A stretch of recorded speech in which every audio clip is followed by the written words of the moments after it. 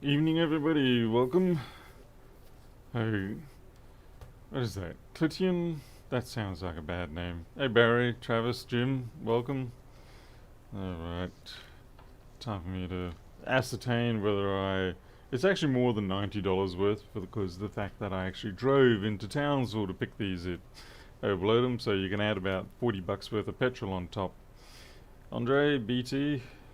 BT, don't recognize your name. Welcome, BT, if you're new.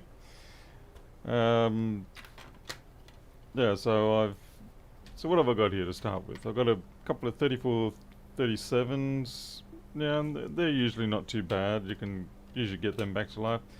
49 24s, uncertain. Um, yeah, I can actually already see corrosion damage on the SMC on that one, so that could be fun. 2879. Dear God, does anyone use a 2879 anymore? Somehow I think at the best I'll probably get more money out of this by selling the Mac approved RAM sticks and ultrasonicing the MagSafe and selling the MagSafe. Oh great, this one's already dropped its MagSafe cover. That's great. I'm losing money already.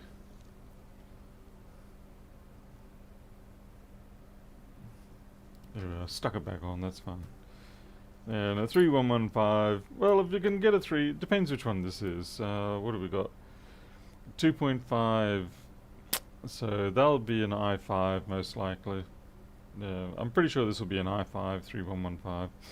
It'd be nice if we had an i7. Yeah, they're always worth a little bit more, but but this, yeah, I don't even know if I've got a chassis that would even be able to test this one. So, all right.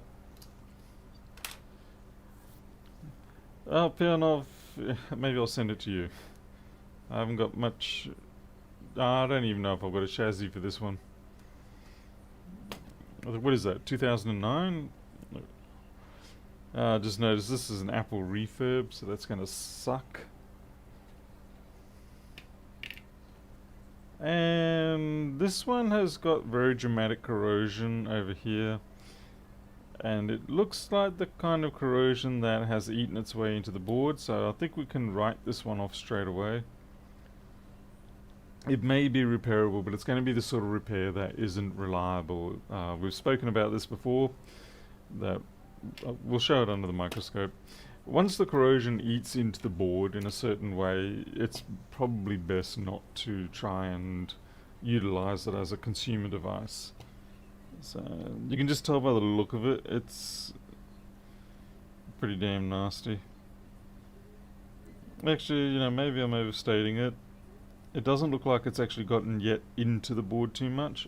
It has a little bit, but not severely.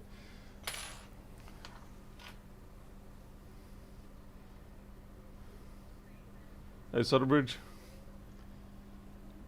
So where is it? Yeah, like here. See, it's getting into the circuit, the board. That's a fairly deep level corrosion. It hasn't gone all the way through at least. But yeah, when it starts going around and lifting up all the tracks and pads, it's a real problem. Over here it looks mostly like it's just simply the pads that have gone nasty. It's very interesting that it's we've got two different types of copper oxide going on here, maybe three. So you got the darker green, and then you got the lighter green, blue, aqua type thing. They usually represent different types of copper oxide. So I'm kind of curious as to what got spilled on this. Anyway, it would still be a bit of a dubious fix in my opinion. If this was a 165, then it'd certainly be good for the SMC, but I've already got plenty of 34, 37 SMCs. Mind you, this does have a very pretty looking ISL, almost immaculate, so it could serve its time out more as a good quality donor. It looks like someone's been probing around trying to fix something with the sensors. Hmm. We'll put that one on the probably not list, okay?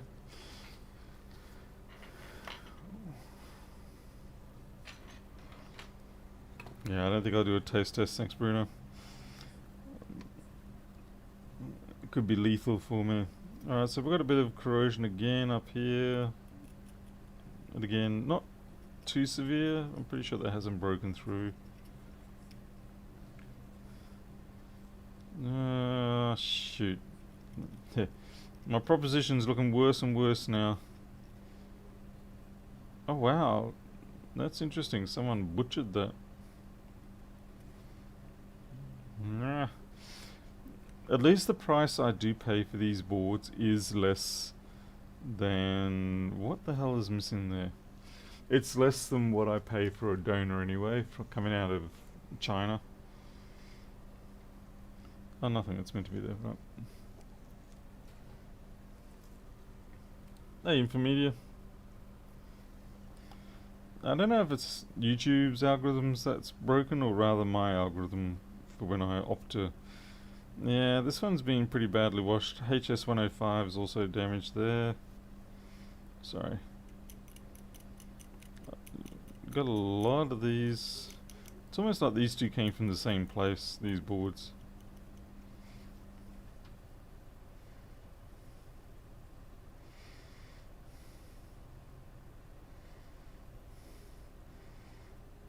SMC's got a little bit of corrosion around it.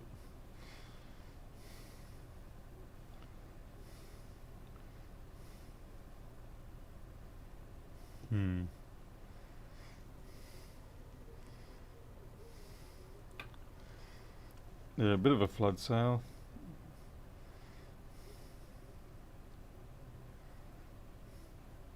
Like I said, I do wish these were 165s, but yeah, beggars can't be choosers.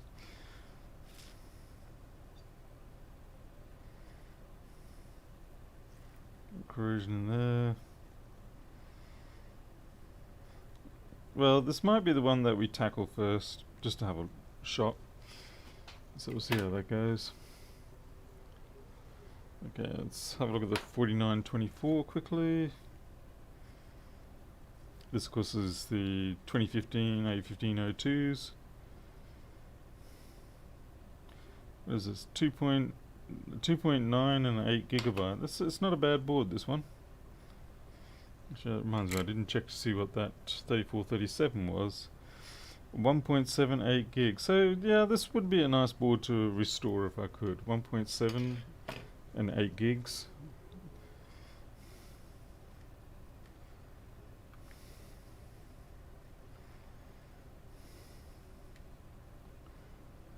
Someone's damaged that connector there. There's a weird spot of corrosion there.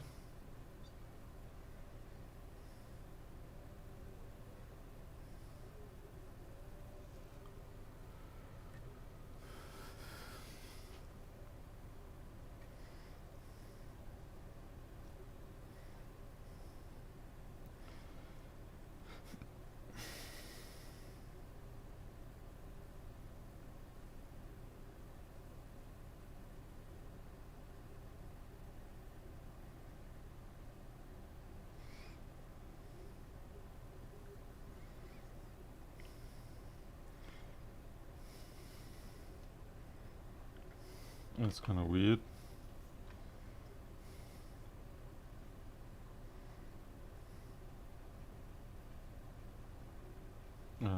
Just random junk on those traces. I thought it might have been a case of corroded through, and it looks like this one, something that looks like bug pea on there, and the SMC looks like it took a few hits too. So I've got a bit of bug pea and the SMC on this one. This might be repairable, this one. I might actually get my money back at least, if nothing else.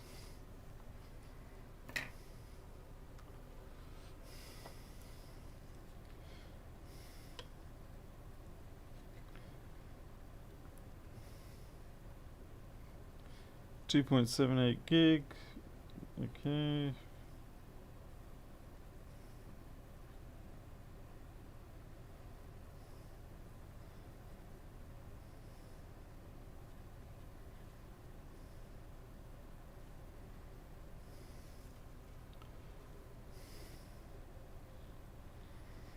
I'm being very quick with my observation over this. I'm not really digging in deep looking for tiny stuff. Okay, so we've got a bit of corrosion on a test point off the CPU PCH area. Oh wow. Okay, that might have killed the system, but I'd say that's probably our primary fault there. Oh wait, no, spoke too soon. Looks like SMC, and someone scraped away at it already. Alright, so double header there. Less likely. I'm not even gonna look at the 2879, but I will look at the 3115. Hey Tony, or Ton Y, and Nick. See, most of these are butchered on the bottom. Yeah, look at that. That's already, you can see it. This is going to be a nightmare. This is the classic sort of, it's been living in Townsville. And Townsville being an ocean town, or a seaside town, this is all very normal. It's not as bad as some, but I would say add it to the donor list. I've got so many 3115s now. I've got to stop picking them up. There's no point really. I've probably got more 3115 parts than I'll ever use now. And unfortunately, not really enough machines to do something with. Admittingly, this one is not as bad as many of the ones that I see. But it's still pretty gnarly. Like all this stuff down here. You've seen me a few weeks ago dealing with all this sort of area. And that cap, that always gets affected. Yeah.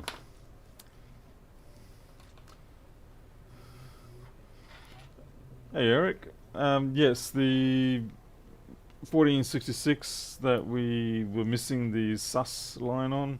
Sus enable, I think it was. It's been working fine now since I ultrasonic. So there was just a bit of junk sitting under there, and thankfully it cleared out. Thankfully. Otherwise that would have been a bit of a letdown.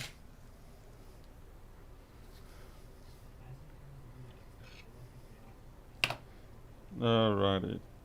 Okay, let's have a look at this one and see what we can do.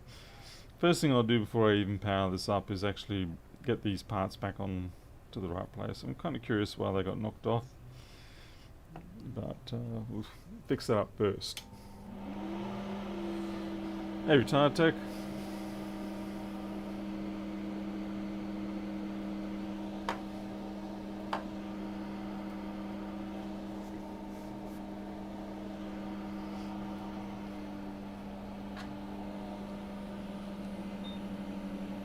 Oh man, I don't want to mess up that sticker. I'm gonna relocate the sticker.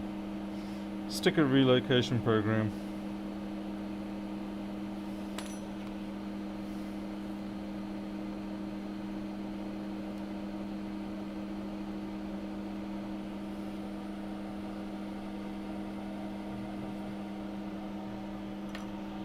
Hey Firkin.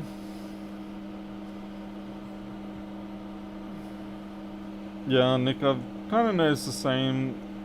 Half of the problem is that well, the 3000 series boards in general, I'm finding I'm suddenly starting to get a lot of failures with them that I can't repair.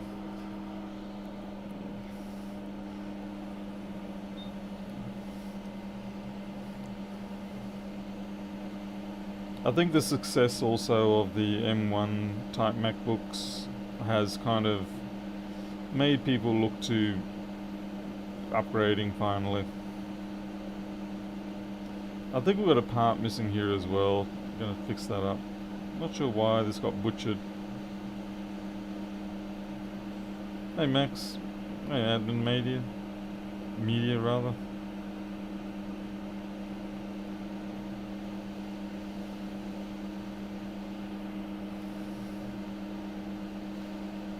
Come on man, melt already.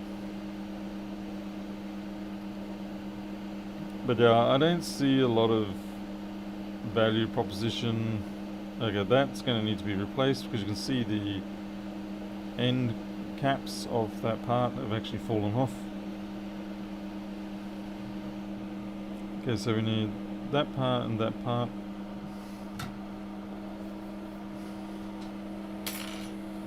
I really should be doing other things right now, or other boards.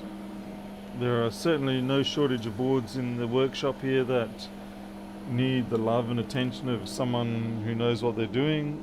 Unfortunately, Paul S. from Rossman Group has not agreed to come here and do my work for me, which is really unfortunate because he is a smart cookie who could definitely do this for me.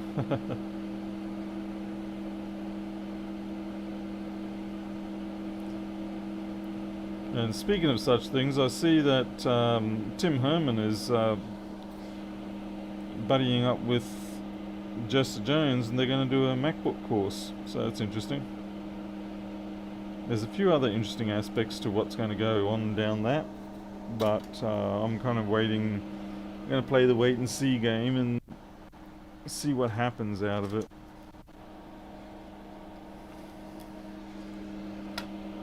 Nothing to do with Tim or Jester, but rather someone else.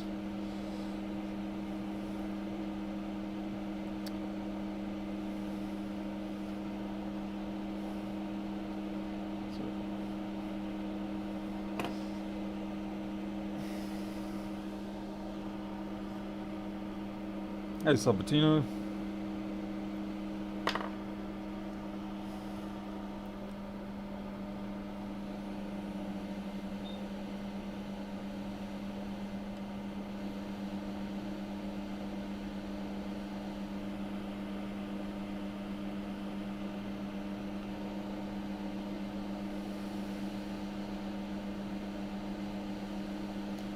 It is interesting that some people feel they have to do these sort of, everybody's different, but it is interesting that there are some people who, for them, they have this compulsion, they have to do the course, that's how they learn, and then you get other people who are quite the opposite and find courses somewhat abhorrent and prefer to struggle themselves online and just go around asking questions and things like that.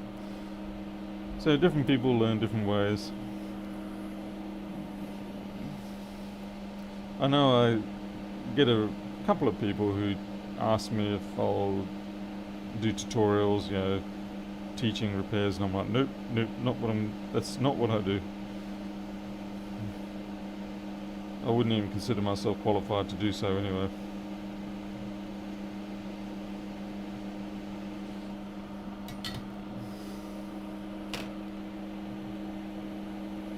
The last time that I ever did paid training work was teaching people Microsoft Excel 97, and I didn't even do that well.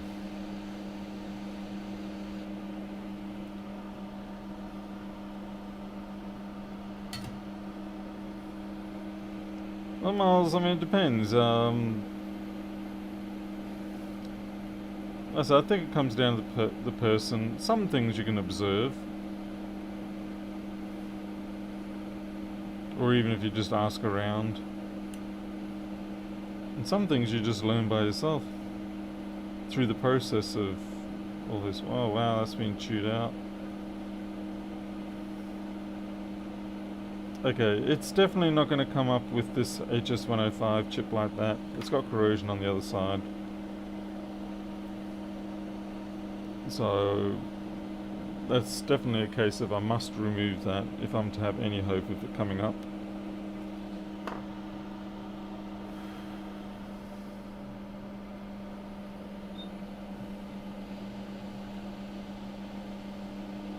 And I'm going to need maximum heat on this. For a small part, it is obnoxiously difficult to get it off.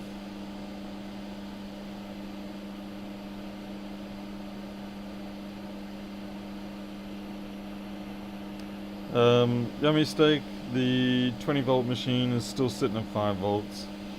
In fact, it didn't even bless me with 20 volts this morning like it had been all the other times. So I'm feeling that when I went over the board with the hot air, I kind of pushed something just a little bit too far, and now it's definitely dead. It's fully dead. So fun and games yet to happen. Let's see, do I have a 105 on this? Are you an intact 105? Hard to tell.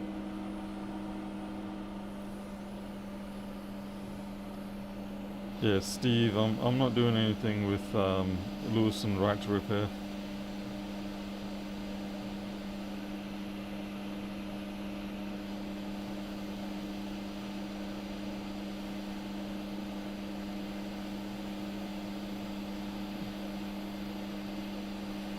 I just don't really feel like I have a useful place on the battlefront of Right to Repair. I actually don't even feel. I don't have the desire or the compulsion to be on that battlefront. I should probably be ashamed of myself for that, but I don't know. I feel like I'm more useful in other ways. We can't all be soldiers on that front.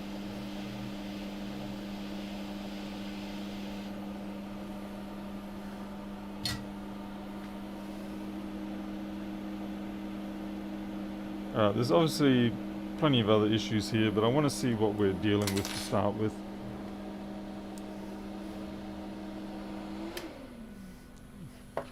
Give us some kind of perspective.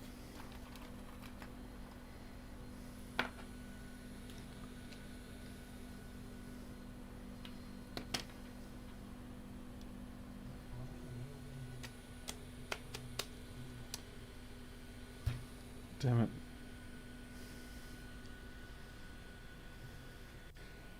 I didn't order more of the damn crossover flexes. Damn it. Okay, I'll be right back.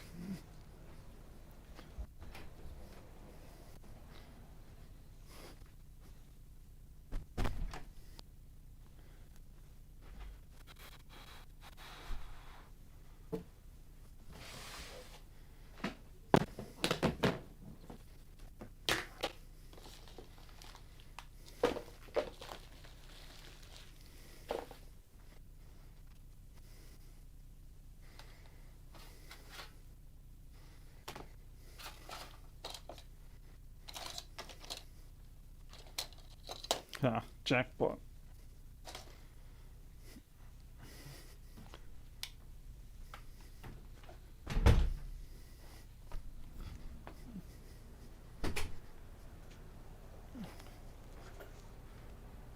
Alright. Just had to get some of these. Let's see, is this the 1722? Yes, it is. One of those sort of cables that you've never seemed to have enough of. So what question was I avoiding? I don't think I was avoiding questions. There's an Aussie to repair movement. Jim Hook's involved in that, and Jim's probably already said that now.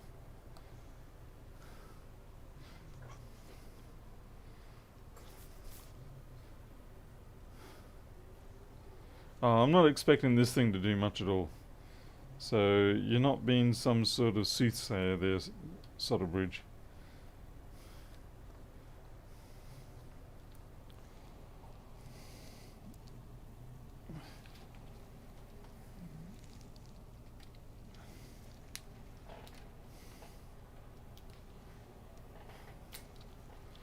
I'm more just simply curious to see what the state of failure is.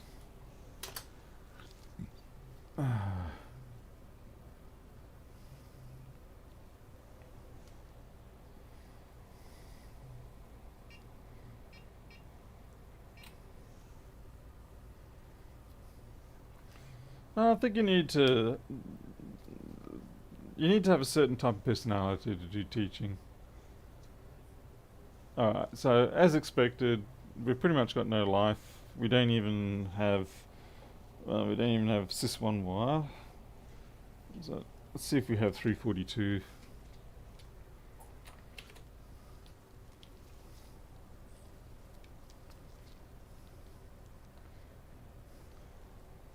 So we've got 342 and SMC's running. So we at least have the prerequisites there. Now we just got to go through, clean up all the trash, and hopefully we'll have a running board.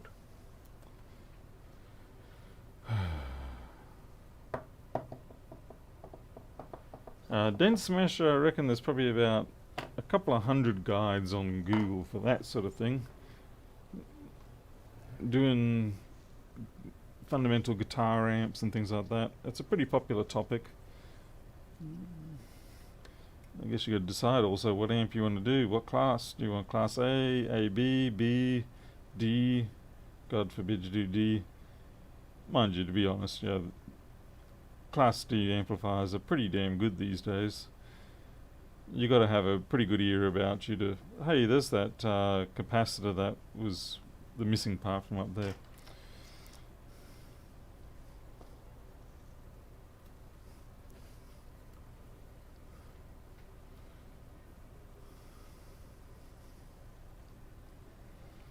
Kind of worried a lot of these test pads have look like they've been eaten through a bit much.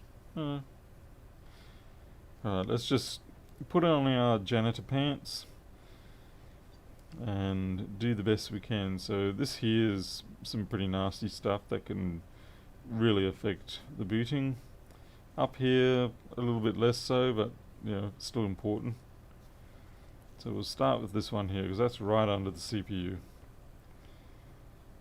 And let me see, plink off, twing, yep, there it goes, Jester style.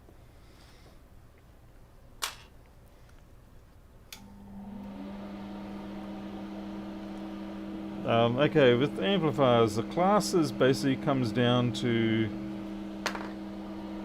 you know what, rather than me explaining it, I'm sure Wikipedia probably has an article on it, the classes of amplifier, but fundamentally, a Class A amplifier, it uses up a huge amount of energy, but it ensures that the waveform, the transistor is always, it's out of saturation. It's never in saturation. It's always in the mid-range sort of thing of the operating band of the transistor.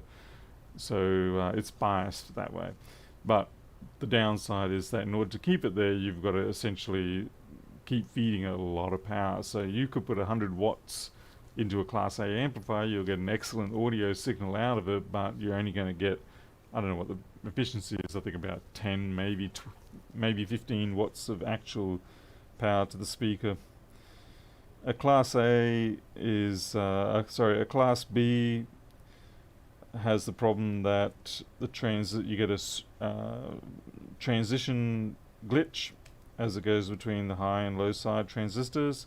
Class A, B, they kind of bias the transistors to cross over a bit, so it's the compromise between the two.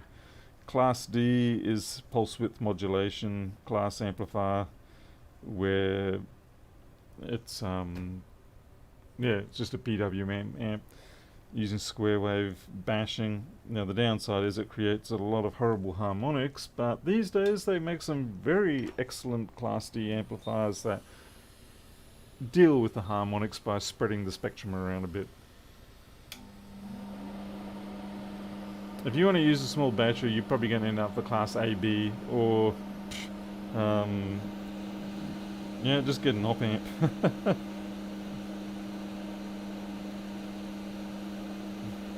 I don't know, man, do many people make their own discrete amplifiers anymore?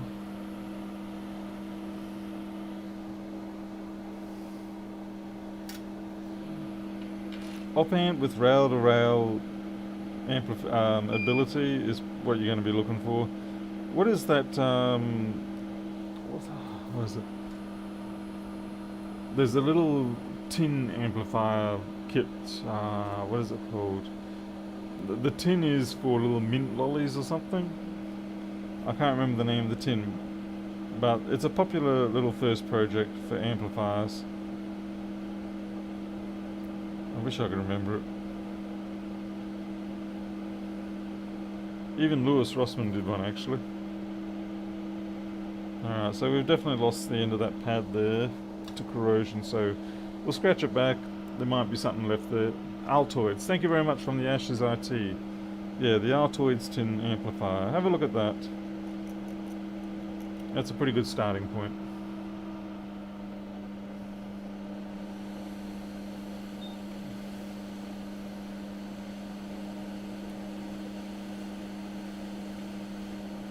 Yeah, that pad's a goner.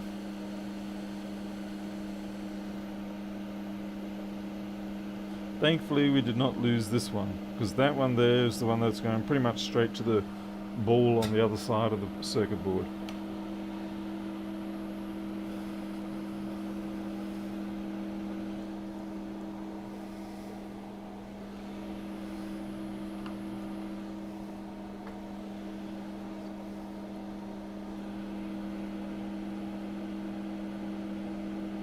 And if we had lost that pad, then it would have been fun to try and get it back. I'm not even sure what that resistor was for, but we're going to go find out. Bring up the schematic and board view. And that's the chat window.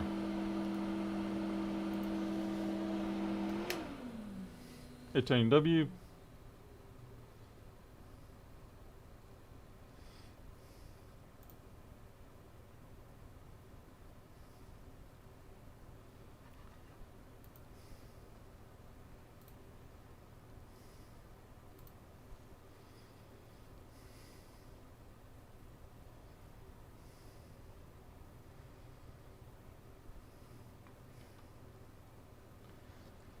William McKell from Greenland. Let's see, John, in the 1980s considered electronics teaching, but my RMIT lecturers at the time, such naturals I didn't pursue it. Oh, well, you mentor now, so that's putting yourself into it. Alright, this is probably the more fun. I am so glad now that I've got coloration of parts on here, because it makes it easy for me to locate where I am. Like if we do the all-in. Okay, we're going to be a bit of an opposing here, but you can see these two caps here are pretty close to where that resistor is. So we've got the two caps here, so that helps. So 1, 2, so it's this resistor here. That's gone AWOL. Looks like it's Thunderbolt related, and PP3, okay, so 3v3 sus was coming to there, and then now it's suspiciously gone. No problem. What's the value of this resistor? It shouldn't really matter, I'll just steal it from somewhere. 10k, it's a pull up for Thunderbolt, so that probably wouldn't have killed it, but obviously we need to replace it regardless.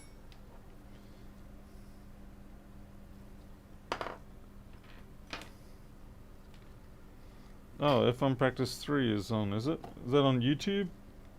Somehow I doubt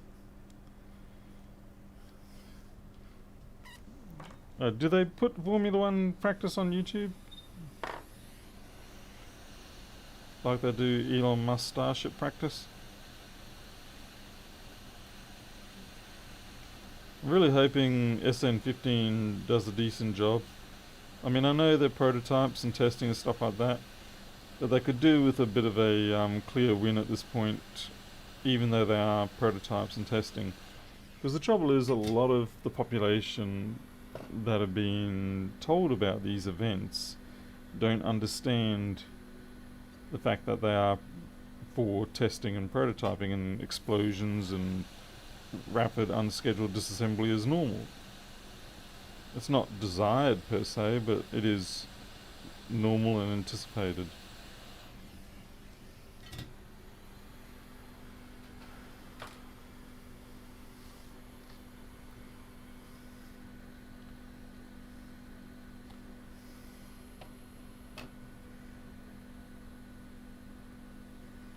But instead you get a couple of duds and people are like, oh god, yeah, the company's worthless, it can't even build a rocket. It's like, you completely missed the point, congratulations.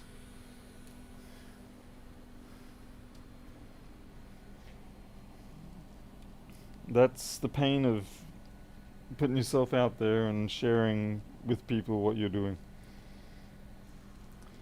Because people will not understand the point and purpose, and if you try to describe to them the point and purpose, they will shuffle their goalposts to ensure that their original statement remains true to the best of their understanding.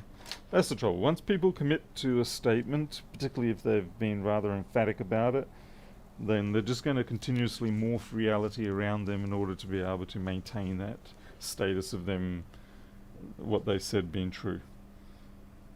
Just like what I've just done now. I've got countless studies that I can't reference that prove that. And yeah, the more the people commit to it, or the more they're emphatic about it, the more they've got to stick with it.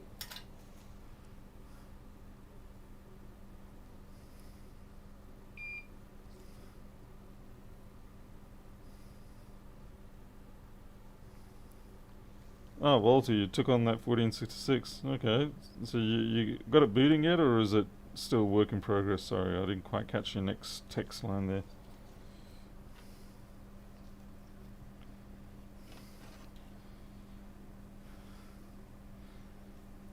My biggest problem with dealing with boards like this is not so much the challenge of it. I mean, I enjoy the challenge. But for me, I worry about the dependability of the board. I don't want to be creating boards that I'm not sufficiently confident about.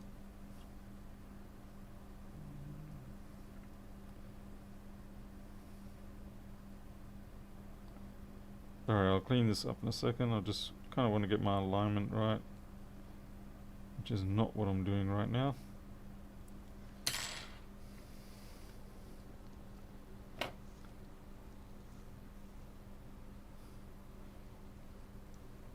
Yeah, Walter, that's all good until you find a short in the board. Then what are you going to do? Drill holes in the board. Usually works. Oh, just put my finger on the soldering iron.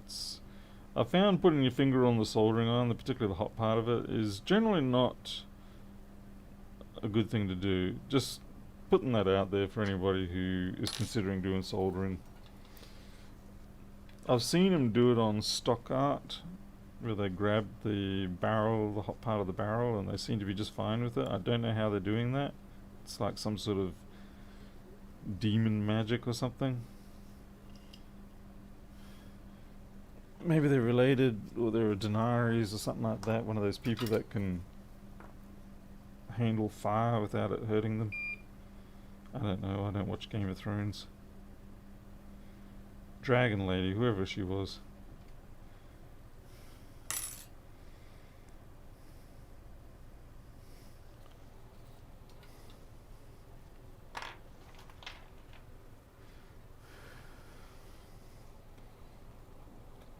Surprisingly, neoprene seems to be fairly tough.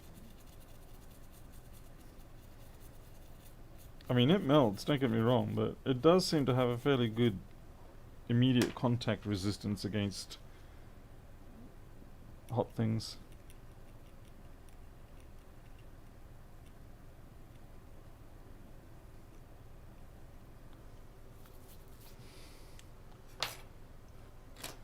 I don't think it's the fact that they're giant flying lizards. I think it's the fact that they blow fire at everything that appeals to people. And the notion that they're almost invincible. It's a bit like the appeal of Everest, I suppose. It's something to conquer, something to prove yourself against, and that seems to matter.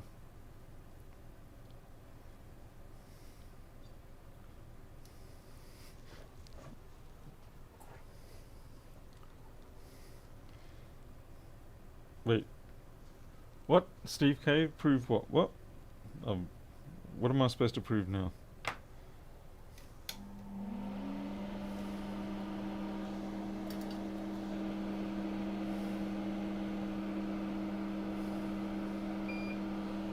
Did I miss a donation just before? I think I missed a donation. Or was that last night? Damaris, sorry. Waiting for 928 board to reappear. Okay, well look, we'll have a look at it tomorrow after we've done one of these or two of these. I mean, I know I have to deal with it because it is a job. But I guess I'm sort of like wondering what my approach can be for it. I guess it's sort of getting to the time where, because I don't have any better answers, then starting to replace CD3215s might be on the cards.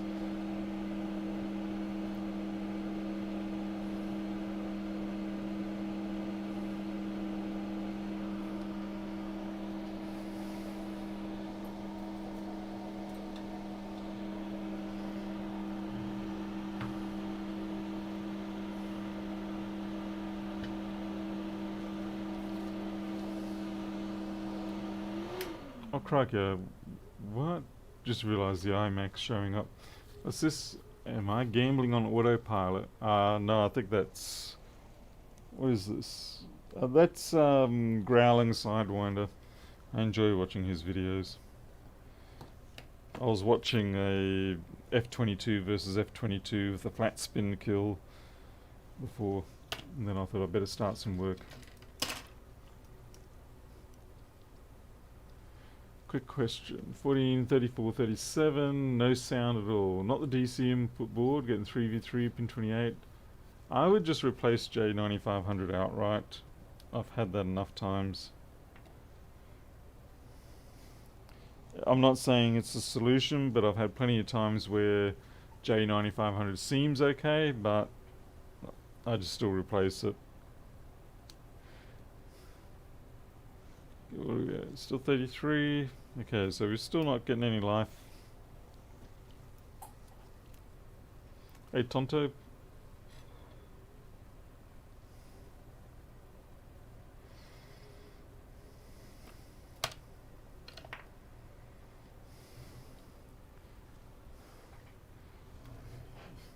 Evening, baby. So what is this, a PM sleep S4L fatality?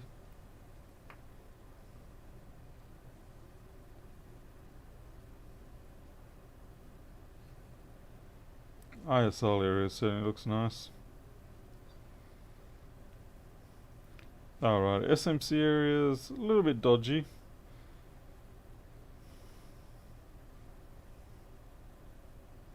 Not terribly so, but just a little.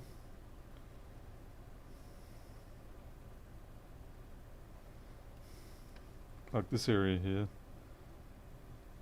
If I was going to blame something, I'd probably sooner say one of the test pads is eaten through.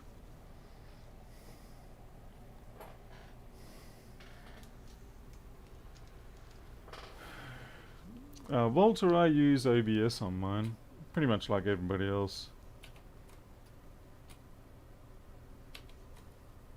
Yeah, it's OBS. Everybody uses OBS.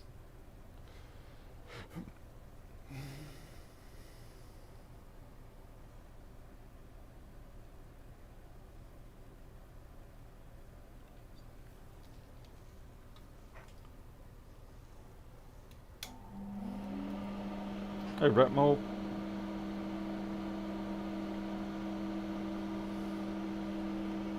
Walter, you're just gonna... I guess you'll just have to keep practicing the J9500 thing, because I'm pretty sure you'll find that is it's a likely culprit, put it that way. Just like that test pad there. Slow with flux. I usually use around about 360, 330 at about 70 or 80 air,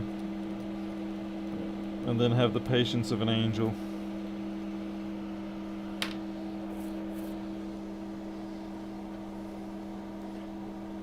Because it's a pain though, because you're always worried about messing up the camera connector, which is of course substantially more annoying to replace. Okay, I'm going to have to take this edge bonding here off, because I don't know how far that corrosion's gotten.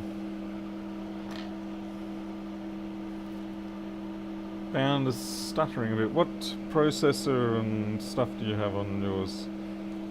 This is a i5 8400, or is it 8500? 84, I think. So it's pretty low end. Especially when you consider just how many different things I'm doing on this machine. I'm kind of asking a lot of it.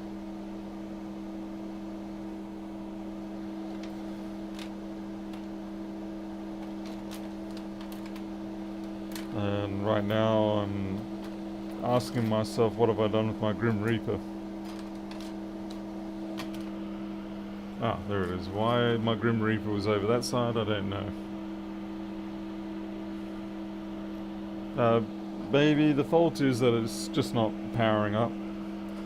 It's got liquid damage, and we're simply going through and cleaning up the liquid damage in the hope that it will be something that we clean up that ultimately fixes it.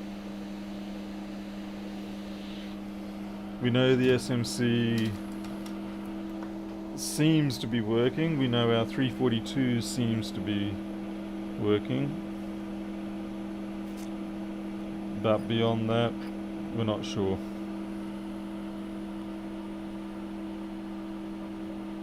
Old HP Z200 quad core i5 32. Okay.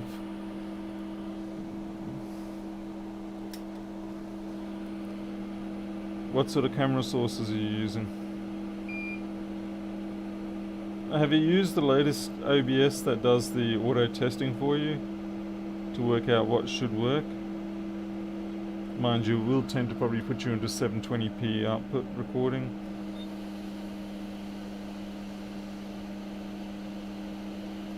Wow, those caps need to come off. They're not taking any solder. What happened to the 17? Macau, it still won't give me 20 volts.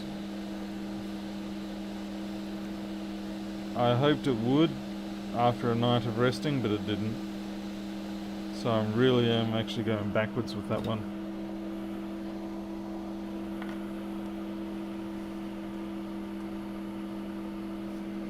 Dodger Rogers here.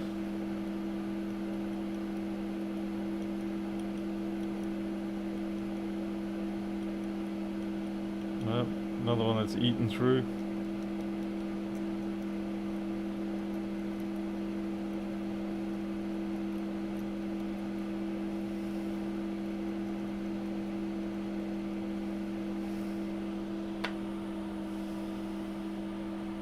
.34 megabit 1080 microscope cam, Logitech overhang, 3 CCD camcorders. Yeah, it sounds like you've got a good number of cams there. Yeah, just try with the settings. Well, it's hard to say. The corrosion may have stopped short. I'm gonna live in the delirious state of hope that it has stopped short on this one, because the edge bonding was there. Sometimes it happens, alright? We don't have to give up hope yet.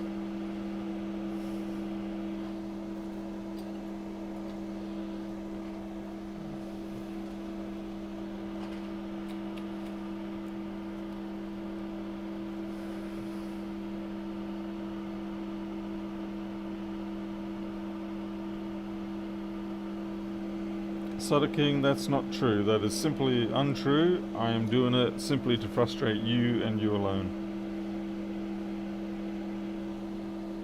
Alright, we're lucky. This line here is actually still intact. The veer is probably under here. I was worried that we might have lost it and it was just a floating trace. But it's intact, so we can put our caps in there and not have to run a line, a wire over to here anywhere.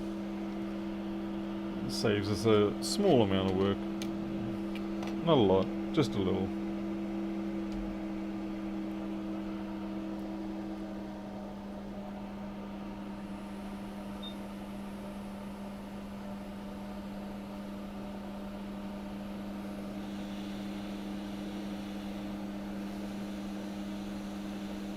Yeah, the Jim Hook 4K Panasonic, it's a nice camera for sure.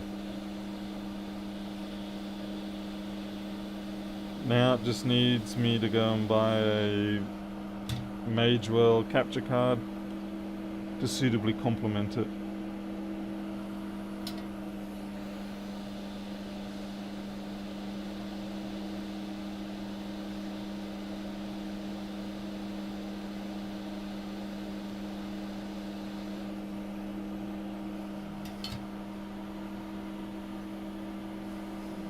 VA API I found tend to cause me more grief than not. Not rightly sure why, but it was certainly unpredictable at the best.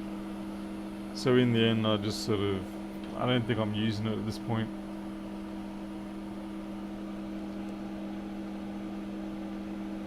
I also found it did give inferior results. Now maybe that was just a settings thing, I'm not sure. I gotta admit I was a little perplexed that it gave inferior results. It's not. I would have expected it to be just as good if it's encoding with the same settings. And anyway, clearly I don't know my stuff well enough.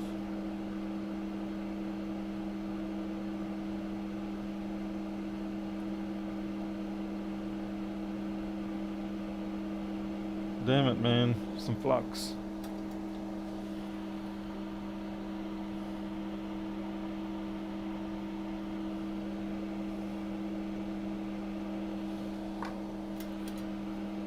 Well, Walter, life can be tricky in the sense of as soon as you get back up on your feet, you sort of become paranoid that something else is coming for you. And people wonder why people like myself become anxiety people. It's because the universe seems to have decided that it's going to be a regular occurring event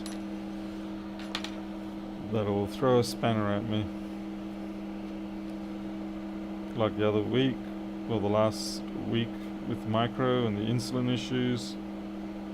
It's like you dare relax for a moment and you will be punished. It's like the universe is, I don't know, I don't know my political styles well enough. But Marxism the right one? I don't know. Not allowed to relax. Oh wait, maybe that's Catholic.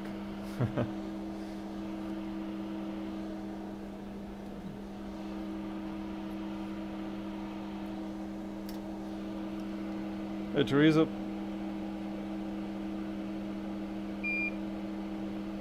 Come on, solder up, buddy. There you go.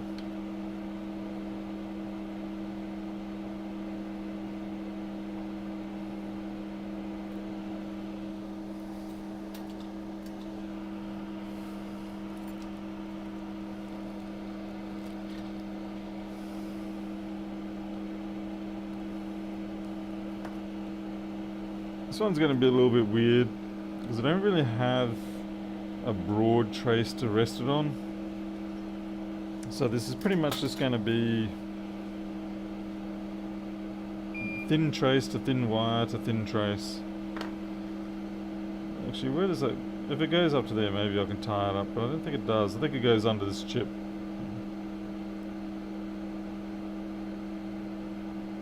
Alright, here we go. Make sure I get it at an awkward angle for myself. Maximize my chances of failure.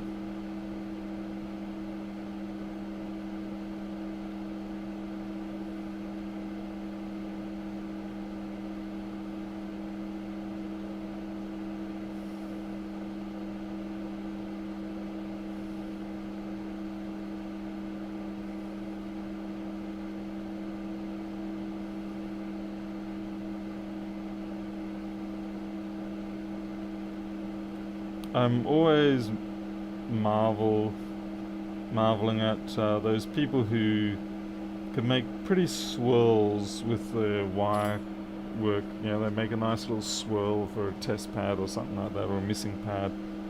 It's like, thanks, yeah, I'm lucky enough to get the wire on straight.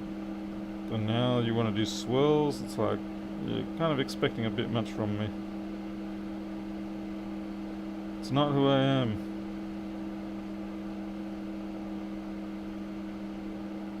But kudos to them for having that sort of talent. Talented bastards.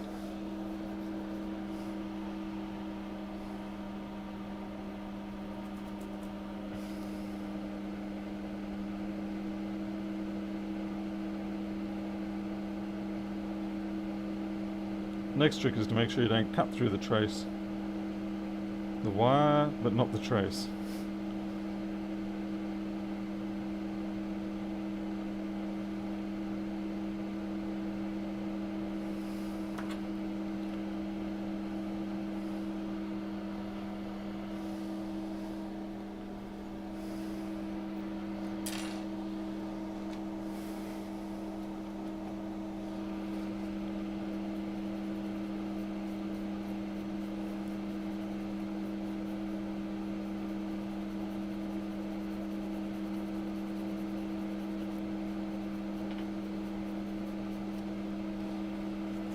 Living a bit dangerously there on that first cap. Just a little bit too close on the solder there between the end of the cap and the wire.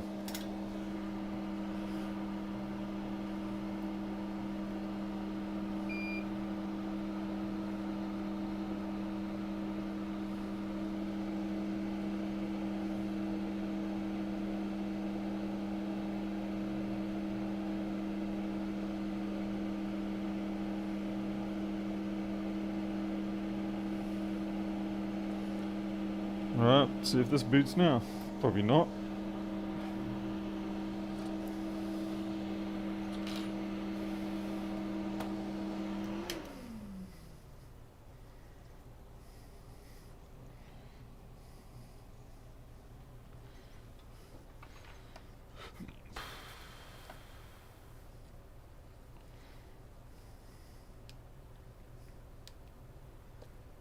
Oh wow, did we just go backwards? No, we got the charge. Okay, well we're still oh wait, we had something for a flicker then. That was interesting.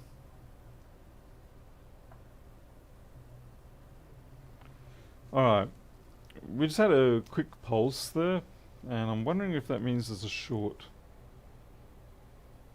Yeah, we either got a short or we got a current sense problem.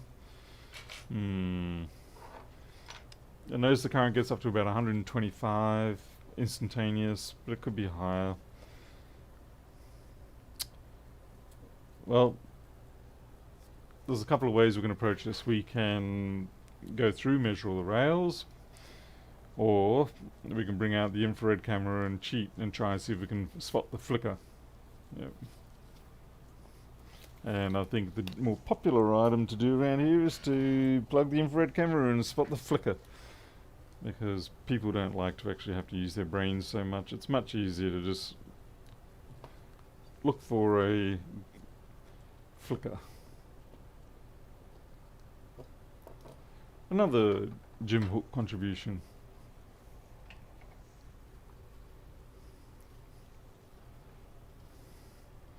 See, Jim facilitates, please bros.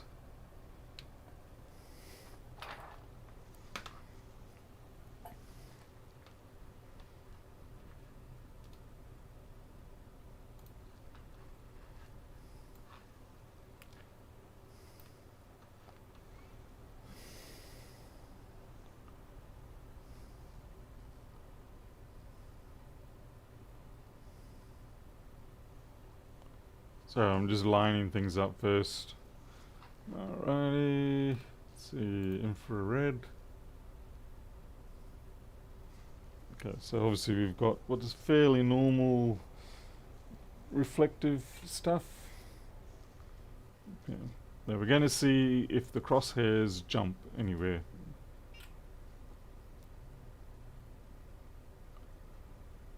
Don't see anything on that side.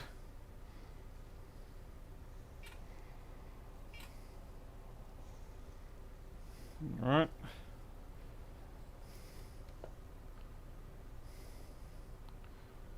Don't let the bright spots here fool you.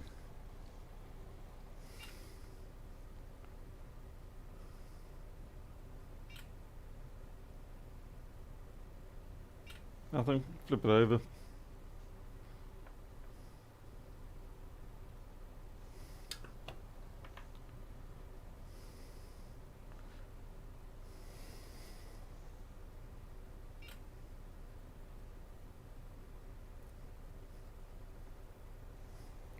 You got to appreciate how sensitive this thing is. That's only it's half a watt distributed across the board, and it picks things up.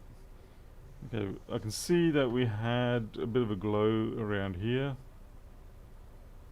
and I'm trying to think, that's the BIOS, I think. BIOS or clock?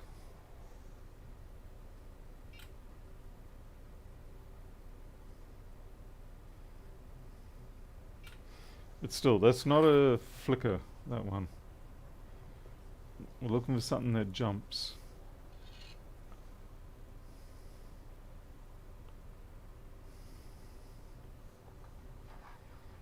Because it may not actually be.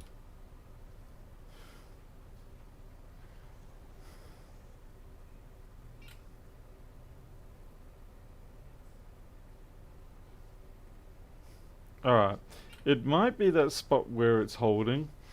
You may, if you look at the screen, where it goes with that crosshair, even though the crosshair stays there for a moment, all the other noise on the board vanishes, and that means that that spot became very hot, and it subsequently, everything else fell out of the display range. So let's try it again.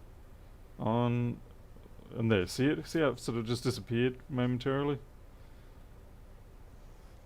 Okay, so what is that? That's just by the BIOS chip, so alright, let's have a look at that BIOS area.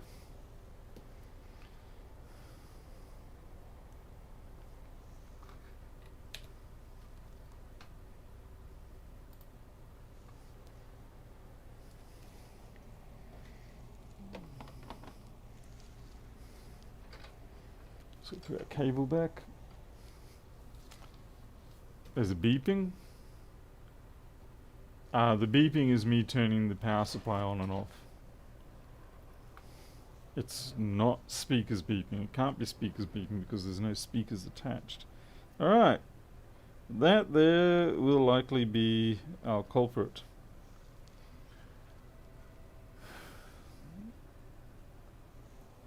So now we'll test for a proper beep. Okay, open that. We'll go continuity mode.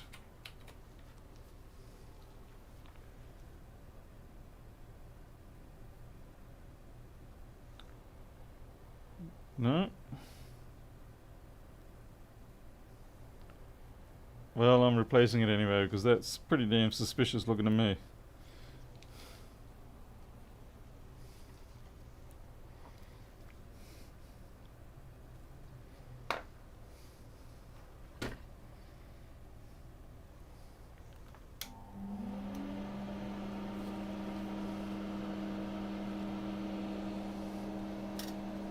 So maybe it's not an outright short, but it's certainly not healthy, that much is for sure. This is going to need some assistive heat. 460 at 110 should about do it.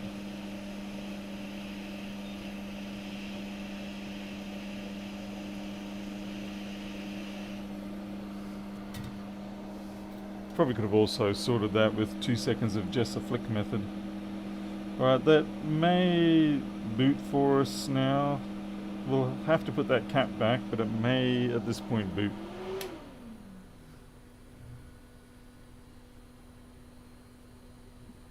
I repaired all. I've seen those lugs, and I've kind of. My personal opinion is that they probably will end up taking just as much time. They look prettier, but I have a suspicion that given how delicate they are and thin, that 9 times out of 10 you'll probably still end up botching up everything and just end up going back to wire. But that's my cynical opinion. And oh yeah, it kind of helps if you turn the power supply on. That was a bit of an anticlimax. Ooh, you flashed, but that wasn't it. Okay, the game's still afoot. Alright. Guess it's time now then to start measuring. Oh man.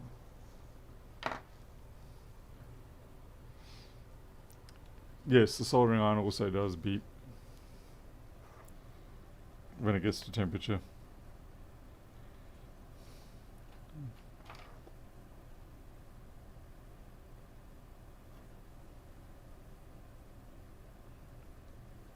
Is that?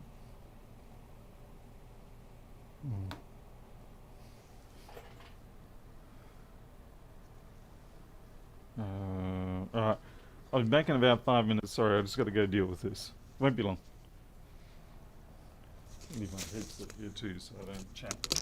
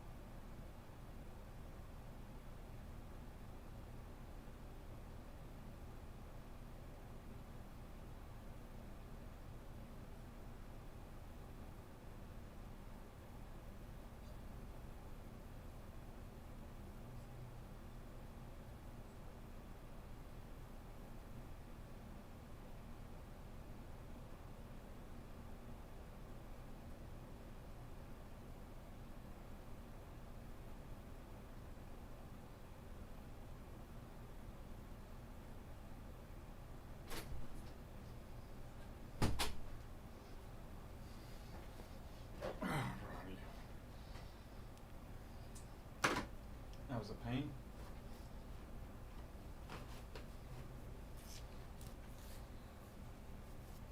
Admittingly, I also stopped at the kitchen and got some food. Hey, Yindamara, welcome. Nice to see you. What's this? Someone complaining about pineapple on pizza? Hell no. Pineapple on pizza is perfect.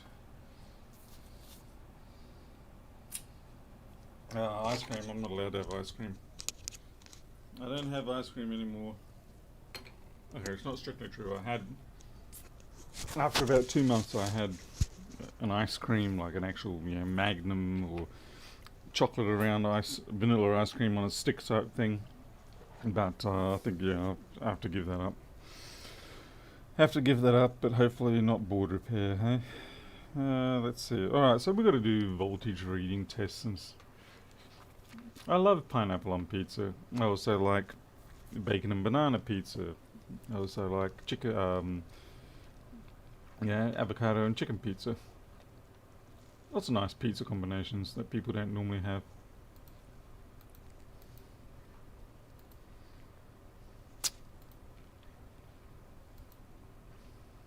Alright, we're going to actually cheat here a little bit. I don't have the rails set up for the 3437, but I do have it for what do you call it? The 165. So could I get my knife blade? Well, it's a brand new blade from like a couple of days ago, and it's already dirty, so you just have to live with it.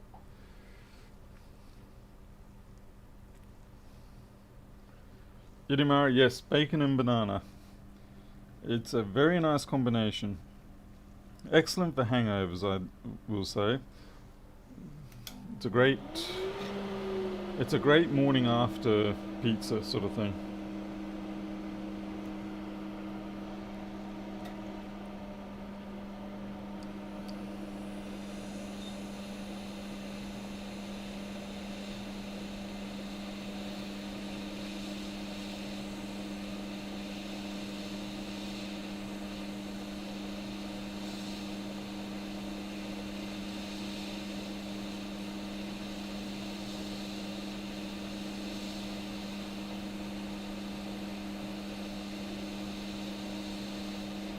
The trick with bacon and banana pizza is to make sure that you don't burn the banana. Yeah, if you bake it so that it's like some stupid little banana crisp from a health food store, then it's going to be disgusting. But if the banana is just hot and soft, then it's very nice.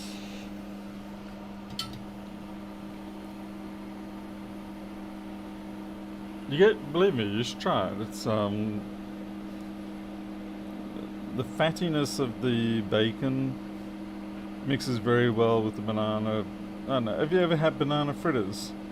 Yeah, where you dip bananas into, what do you call it? Yeah, into batter and then, deep fry them, things like that.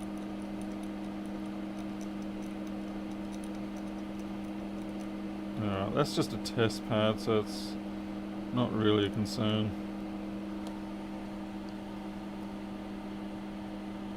Oh, right. Yeah, I know what you mean. I was wondering where that little piece of wire went as well. I have a feeling it might have gone under the SMC, to be honest.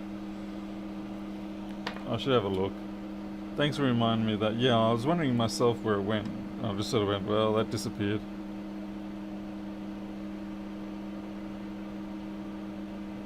It doesn't look like it's under there.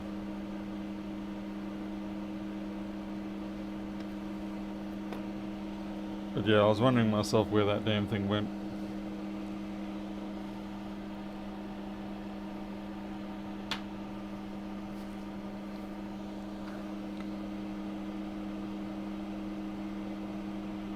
As I said, it really depends on the person doing it right, because if they crisp the banana, it's just going to be disgusting.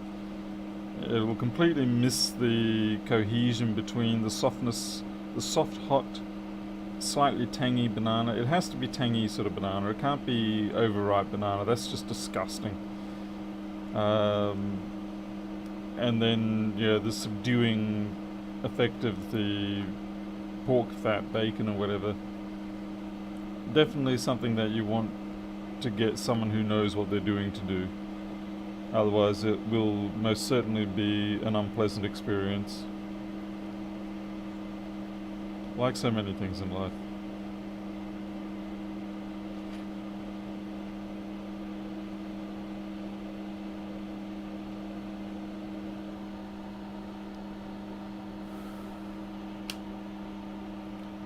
No, the bananas don't need to be caramelized, they just need to go hot and soft. Oh wow, I did not see that corrosion there. If you look up some South African pizza places, Mimos or something like that, I think it is, and have a look at their bacon and banana pizzas. They do a very nice one, especially considering that they're a bit of a chain restaurant, but they do an excellent job.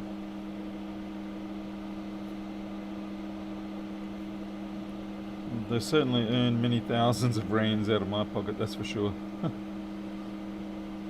Every time I'd go out, I'll have a pizza please, I'll have a pizza please. I do miss South Africa for the quality of its food, the diversity, the flavour. South Africa really kicked up when it comes to food offerings. That looks like it's a defect, but it's not. I think that's just a bit of junk got onto the cap when they were doing the screen printing there.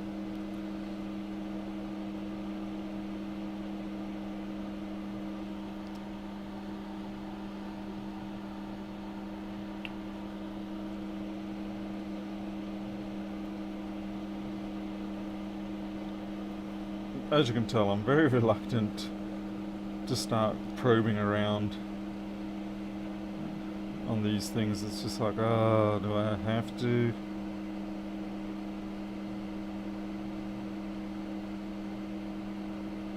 But I've got to stop doing that, because even though I do like to make sure I tend to attack only jobs that I can fix in a couple of hours or less, there is a growing percentage that need a little bit more work than that.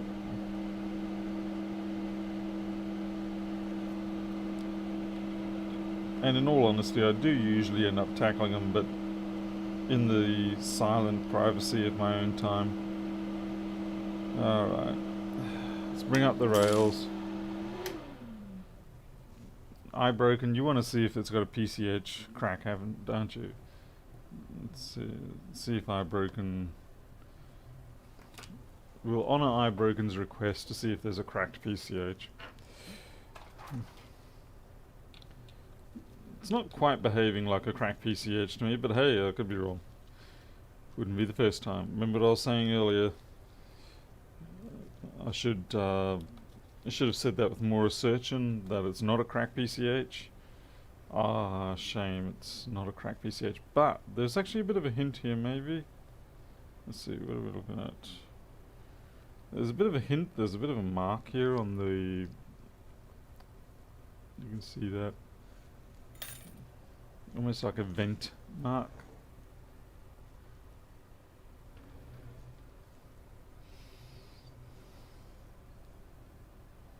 But that cap looks entirely intact. Yeah, that PCH chip looks just dandy fine, I'm sorry to say.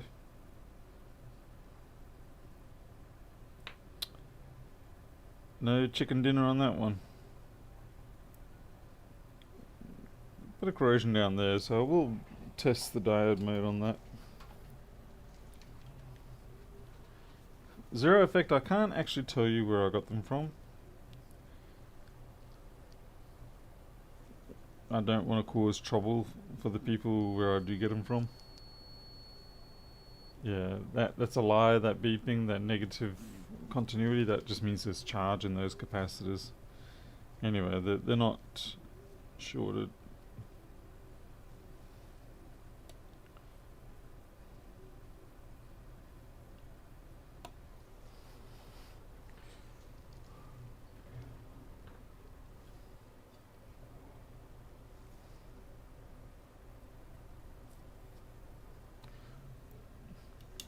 try a different DCM board, just in case we do have a bad DCM board.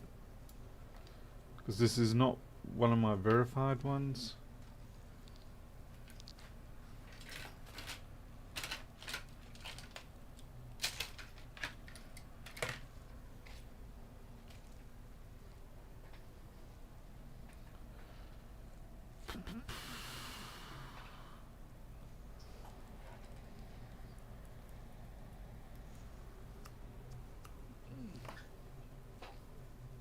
Rubbish.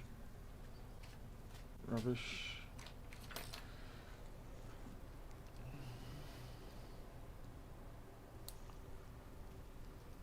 What kind of infrared was that? That was the FLIR 1 Pro. It's the high resolution one. Jim sent it to me, Jim Hook. It was very exceedingly generous of him.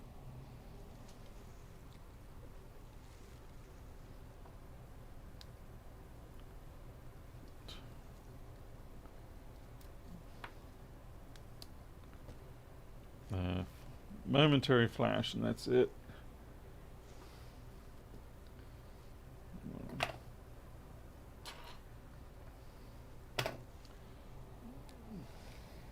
Getting a bit warm in here.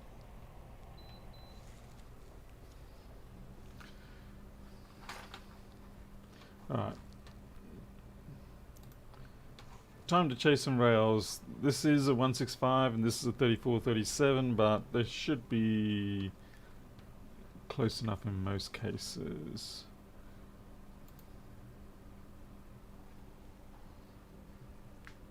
Might as well just go maximum view here. Bum, bum, bum, bum, bum.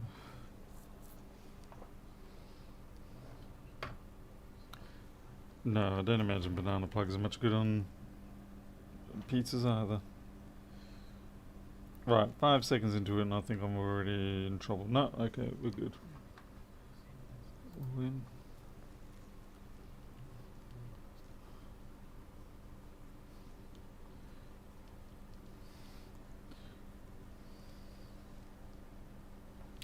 Ah, this is where I'll use the new convenient facility I've got. Plug my, except it's going to be the other way around because we're doing diode mode, aren't we? Yes.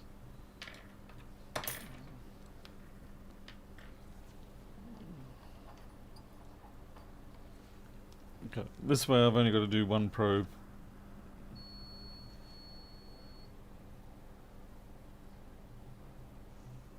Diode mode. 0.13 for PV bus G3 hot, that's probably okay.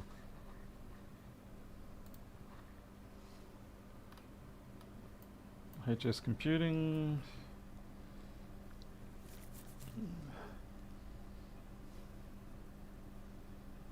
Okay, that's that cap there, I think. 0.13 again. That's sort of expected because it is, yeah, HS computing and PB bus, not too dissimilar in terms of their current requirements because they are almost the same. Scratchy nose, scratchy nose. Alright. Again.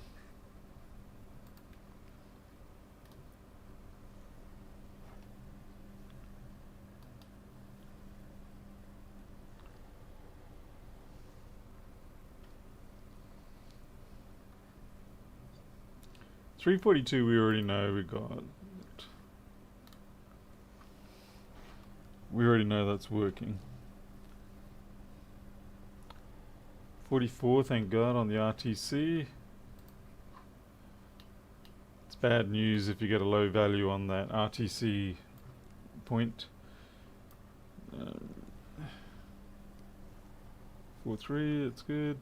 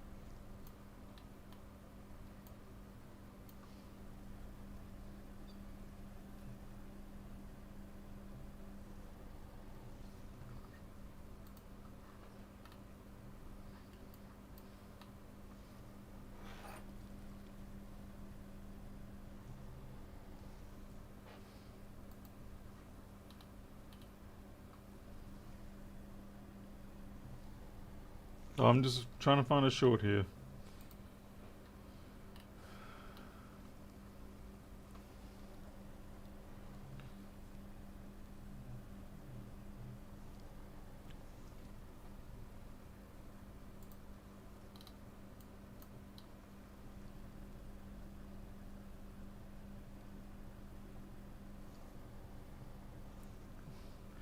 One V2 S3. 0.15. It's a little on the lower than what I would anticipate side, but I could well be wrong on that case. And that's when you bring out a known good board and do the same and test it. Alright, and this pretty much proves that oh, whoops.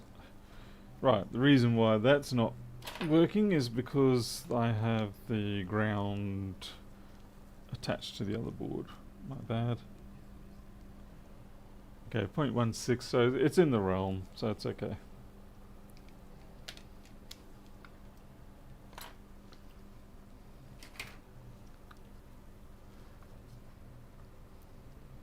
Hey, Nick Internet. Not overly successful right now. Okay, SO. I suppose I should have really started in SO because we do momentarily get SO and then it shuts down. But I suppose you sort of get a little bit pedantic and decide to check it all out. 2.6. Susfet.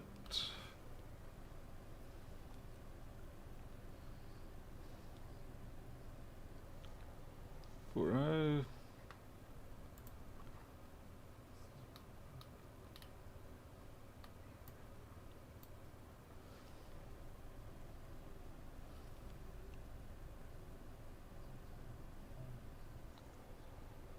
Three.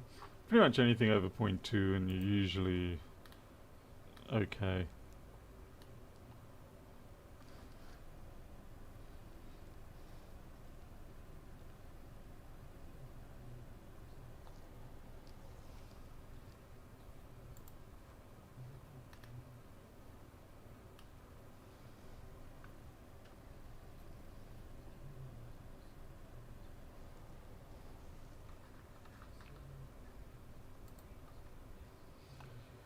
Yeah, Miles, I sort of am procrastinating. I won't deny that, at least not too much. But at the same time, I don't exactly have a lot of thoughts on what I'm going to be doing about it. Wait, you don't make any sense to me. This might be an area where... Oh no, don't try that. 0.47...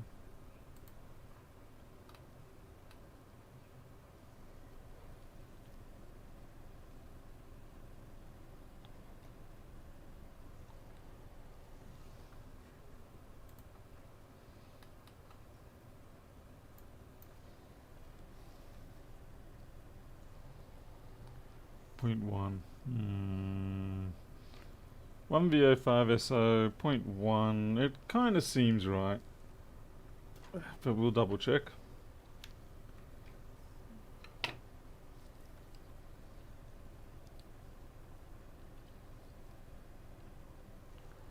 Yeah.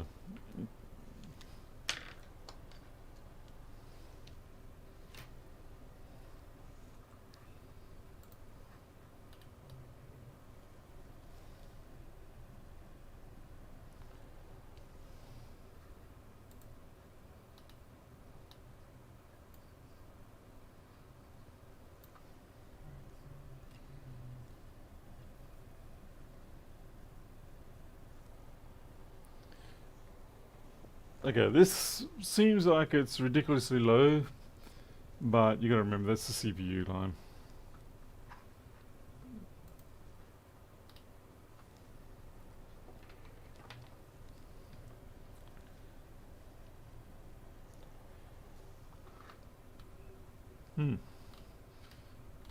Alright, well, that's interesting. We've basically done all the ones I know of.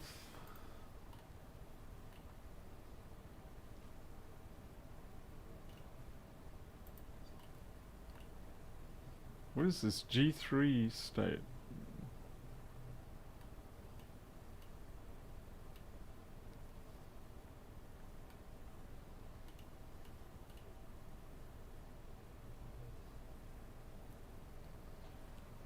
Hey, PC vitamins.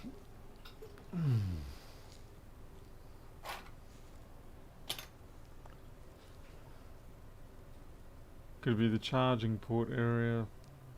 Yeah.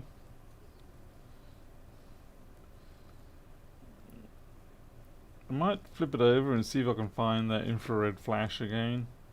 See if it's shifted away from the BIOS area. Maybe the BIOS itself is faulty. You know, that's entirely possible. Pionov would be very pleased if it was that this time.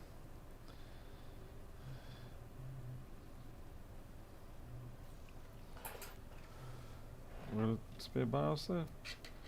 Yeah. I don't really go along with the idea of BIOS swaps, but I'm willing to give it a shot anyway.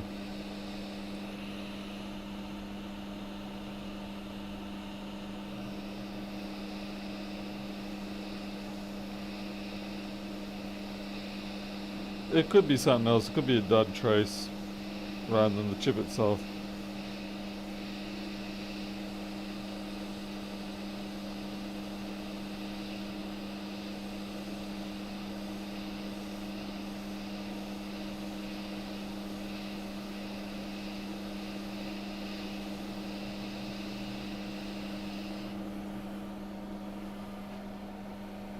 No, we just have to put this somewhere safe that we don't lose it, otherwise we have to completely redo it. And that's a bit of a pain.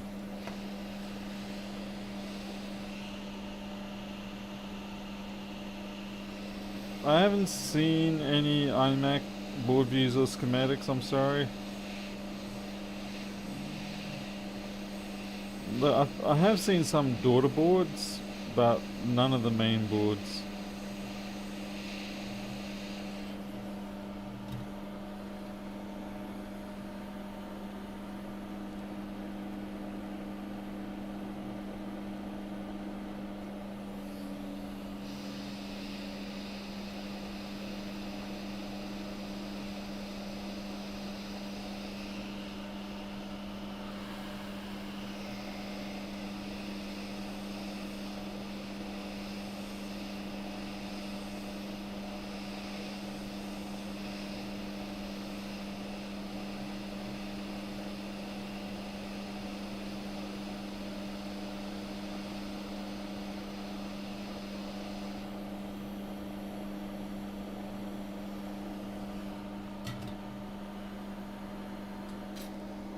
Yeah, flex build view, like open board view, they're readers, a bit like you have Microsoft Word or Adobe PDF reader. You know, they're readers. They don't come with actual content.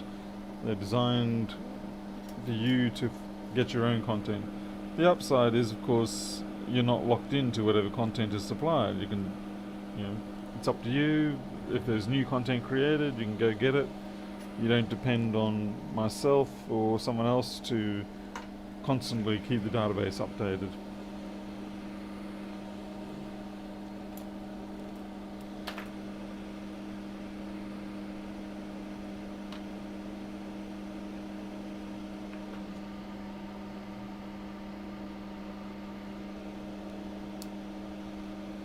No, same fault.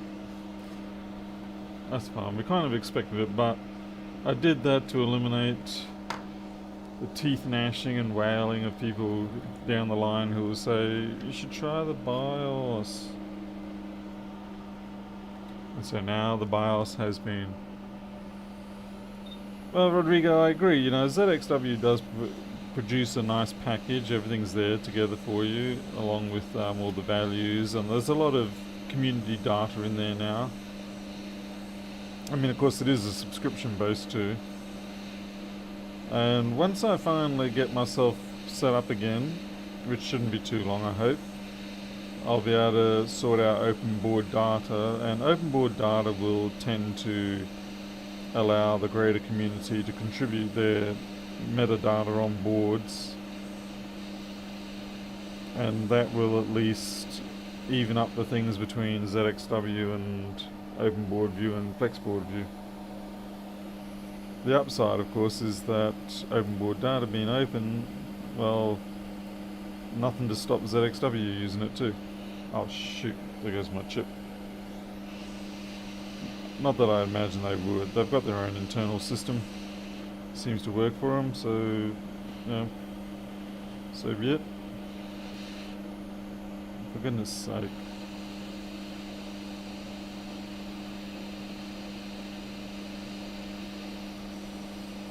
A lot of the problem with getting OpenBoard data sorted out is that when it comes to these large database systems, you really want to try and get things right in terms of format and methods and all that. You want to try and get it right the first time. Or at least the second time. Yeah, particularly if you're doing a bit of a launch. Because if you muck it up too many times, people are just sort of... It's going to leave a legacy of people not really bothering with it anymore.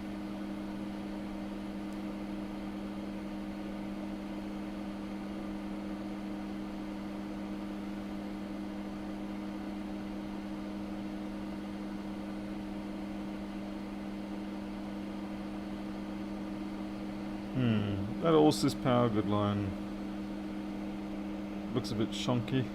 It's probably okay. Hey, Dennis Adams. Ah, Rodrigo, that'll be good. Yeah, it'd be nice to have that data.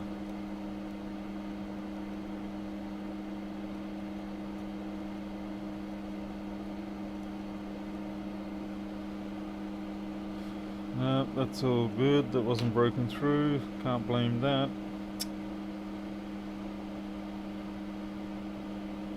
Well, let's see. Well, we'll fire it up and we'll start checking voltages now. So before we were doing diode mode, now we're going to do voltages. Make sure I put my meter into voltage mode.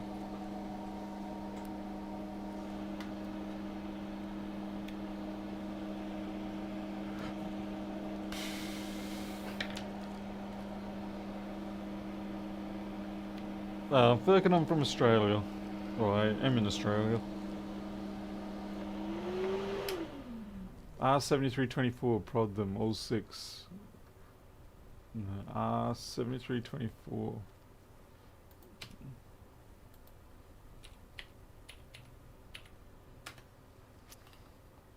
But you're talking the ones on the U7200, these? Oh yeah, thanks for pointing that out. Forgot they were dodgy. Yeah, no, they're effed. That's a good point. Certainly one of them is. I don't know why I didn't look back down there. I was scratching around there and I didn't even look to the left to look at that. I mean, look at that, it's a nightmare. Yeah, I think we'll just do a clean wipe on that. Funny how you can sort of just get blind and overlook those things. I mean, that's quite a big area to overlook.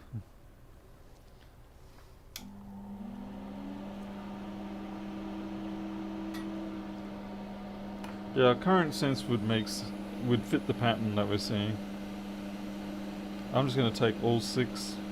Well, certainly all 3 up here initially. Yeah, we'll take these 3 initially.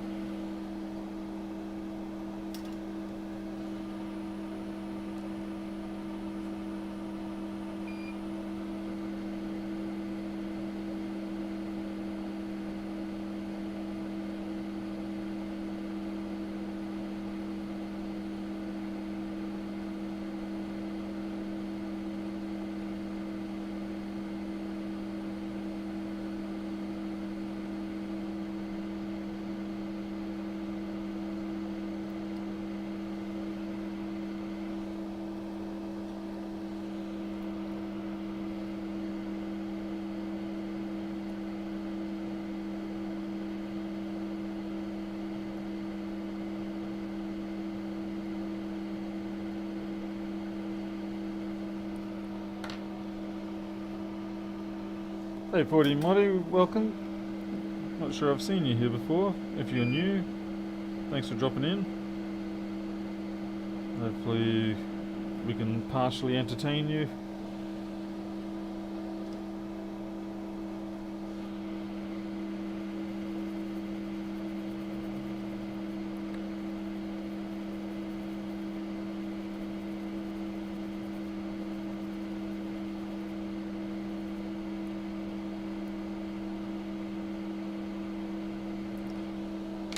Okay, I'll grab 3 replacement resistors, see how they fare. But I think that might actually, I'll give a pretty good percentage for that being the fault. It sort of matches the behavior we were seeing, where it'll blink up for a second and then shut right down.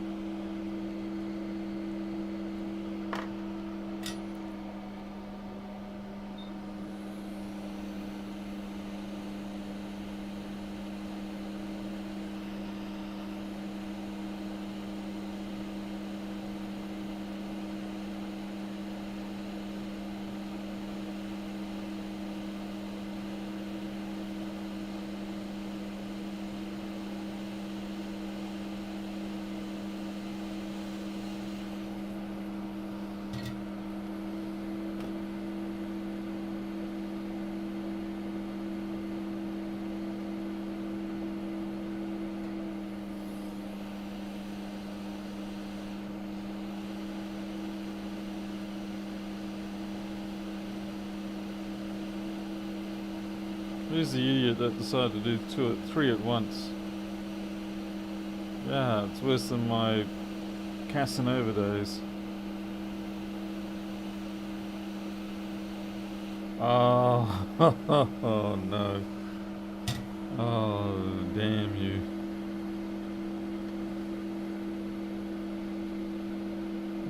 Yeah, that one's escaped. Alrighty. We'll just have to get another one. Hooray for having Squillian donor boards. Oh well. Sometimes you gotta be bold to do something interesting, and it just didn't pay off that time.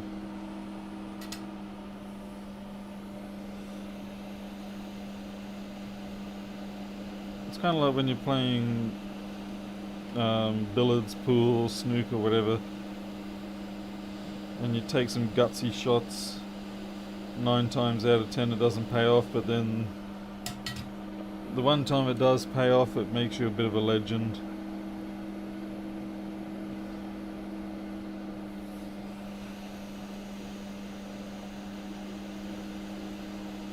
What is it?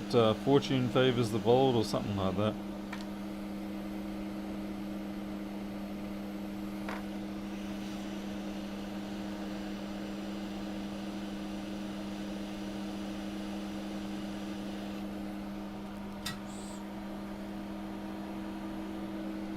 Oh yeah, you're right. Yeah, bottom. Alright, we've got to shuffle them all up one now. That's the other mistake you make when doing a cluster.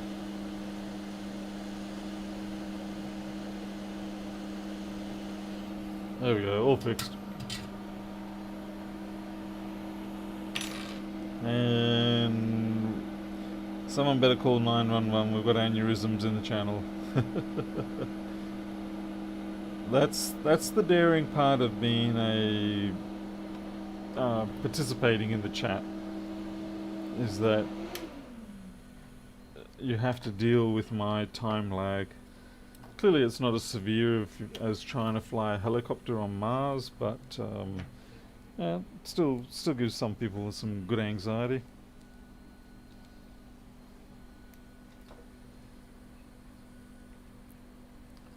Okay, the board's a bit hot still.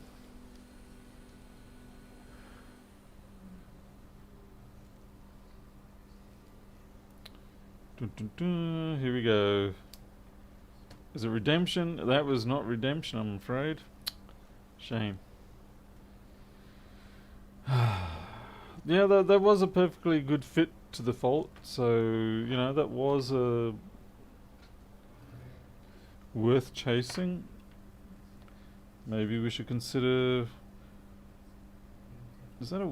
Is that a? It's just a piece of. There was a little tiny hair on there, and it looked like it was. Wait a second. No, that resistor is a bit funky.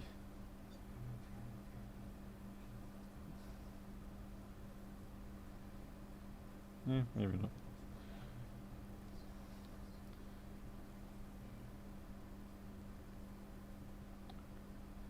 I'll check the continuity on some of these pads.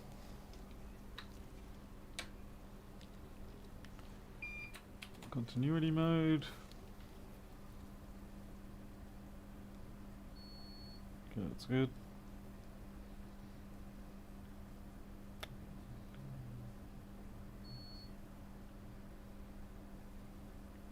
I don't think there's anything under there. Oh, famous last words, eh, Paul?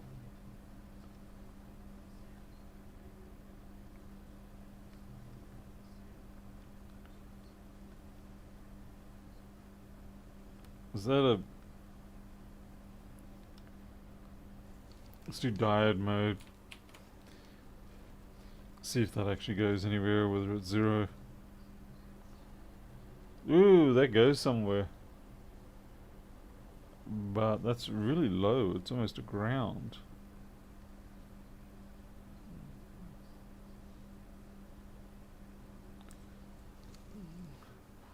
Alright.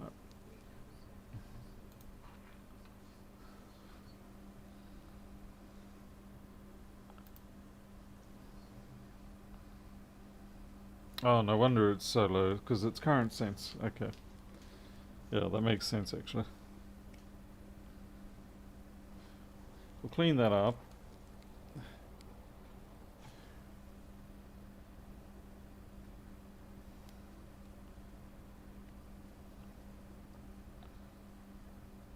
Yeah, because if that is, and it does look like it, it's an active test pad, which in other words it has a via in it, and I'm just making up the word active test pad.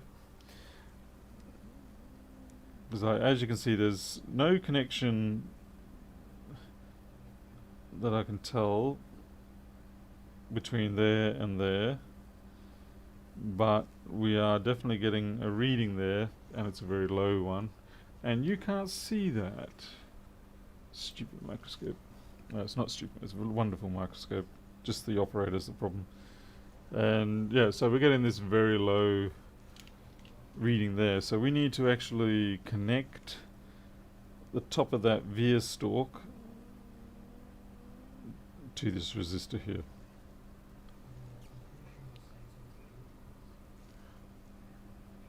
Oops. So what is the latency at the moment? 20 seconds or so?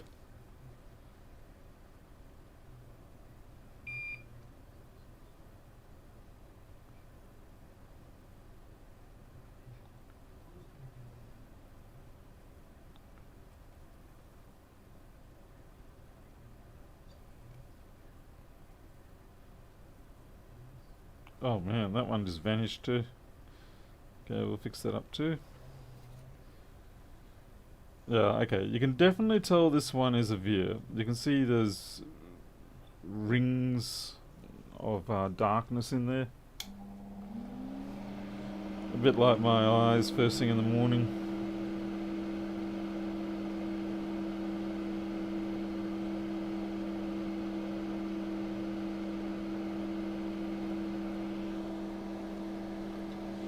We'll connect a wire up.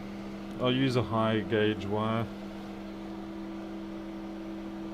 Okay, Firkin, take care.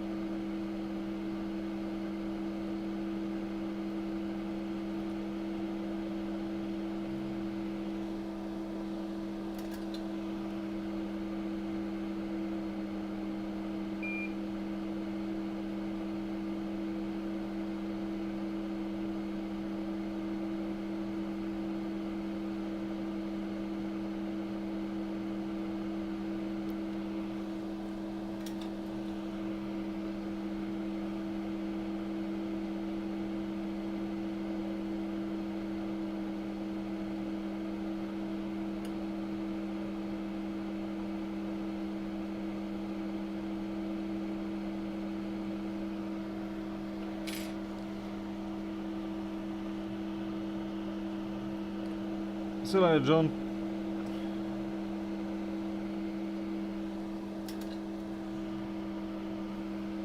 Actually, you know, 9 seconds is actually pretty good. I'm more used to the order of 20 seconds.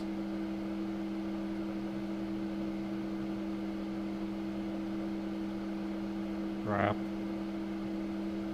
It was okay and then I messed with it. And messed with it again. Made it worse again. Welcome to things that Paul doesn't ever learn. And that is, even if it's not perfect, if it's doing the job, leave it alone.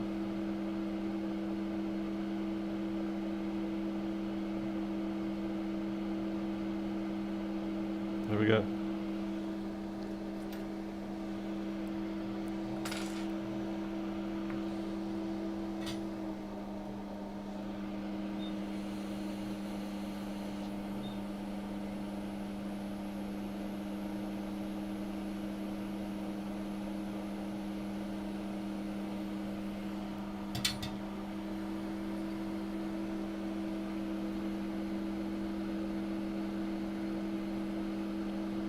I would definitely say this here is the real fault.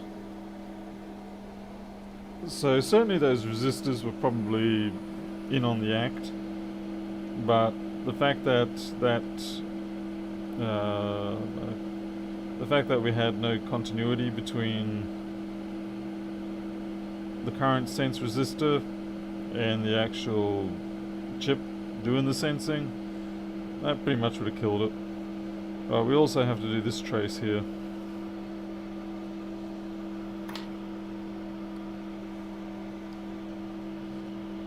Yeah, nitpicking's insane. Hey, Defcon, by the way.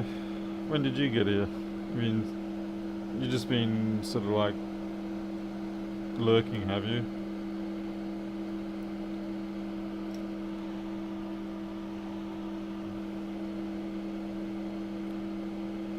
For this one, we can just simply do a straight across there. It may not have any real functionality, but damn it, man. My wire's gone off on its own little trip.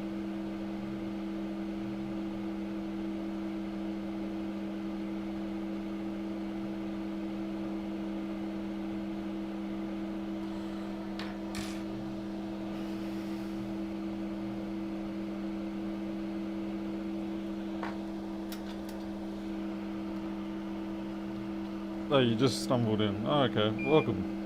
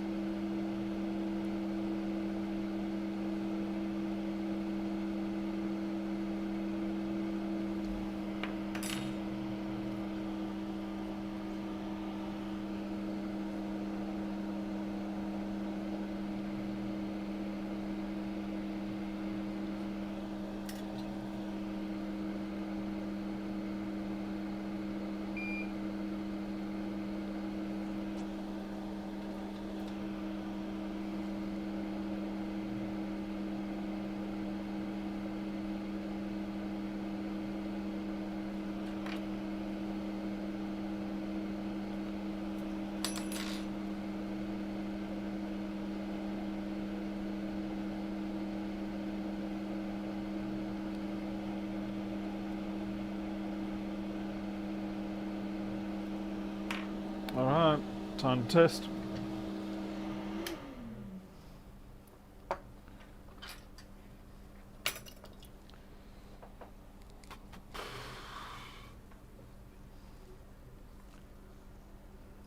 Fingers crossed. Ah, that was it. Ah.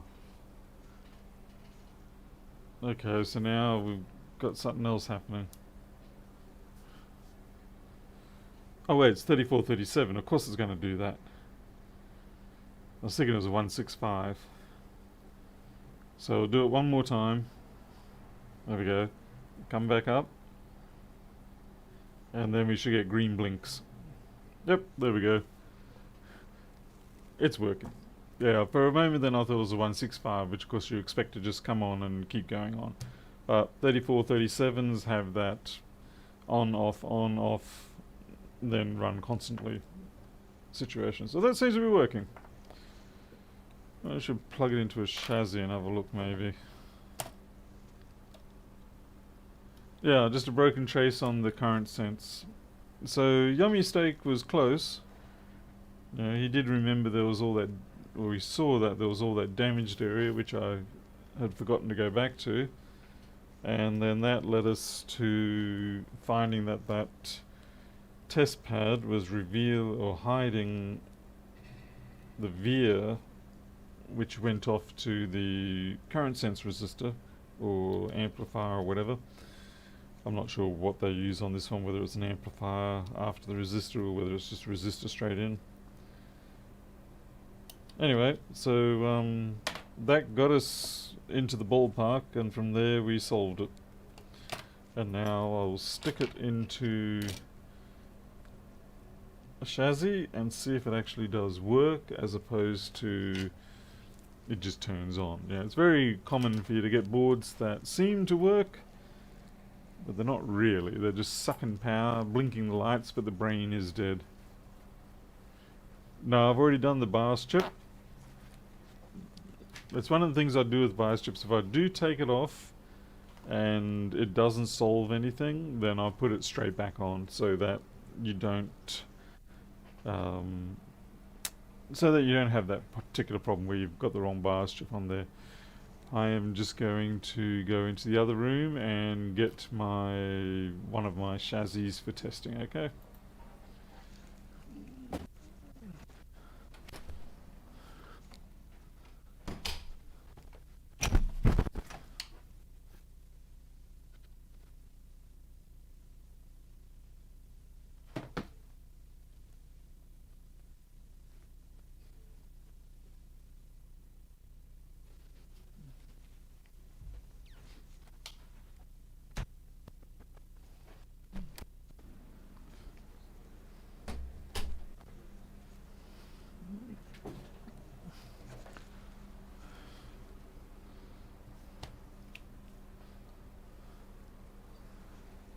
I may connect a fan. I may.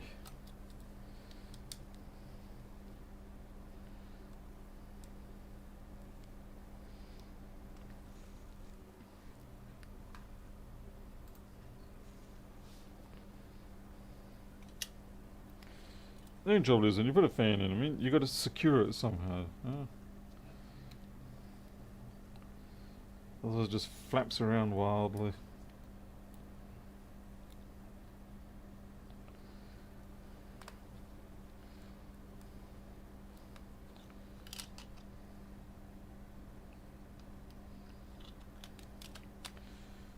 I guess I'll just go grab my box of screws for the 1466 and just put one in. Oh, we need a battery as well. If we don't put a battery in, then they are notorious for running somewhat reduced in terms of performance. Let's see, 1466 tray. Thank you. Ah, the joys of organised parts.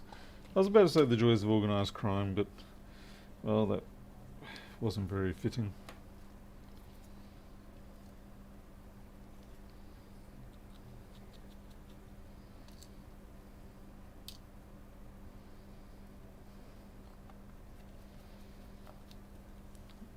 That'll suffice.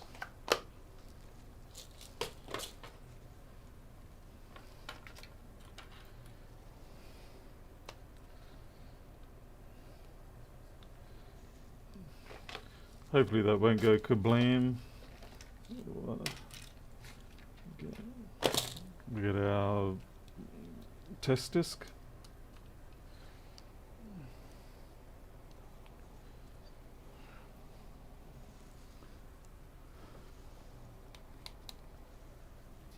Let's see. Down the option key. Okay, we've got a fan spin, stop. Fan spin. Stop. And now we should get a bong coming up. There's our bong. There's our boot options. Okay. Why are my boards doing this lately?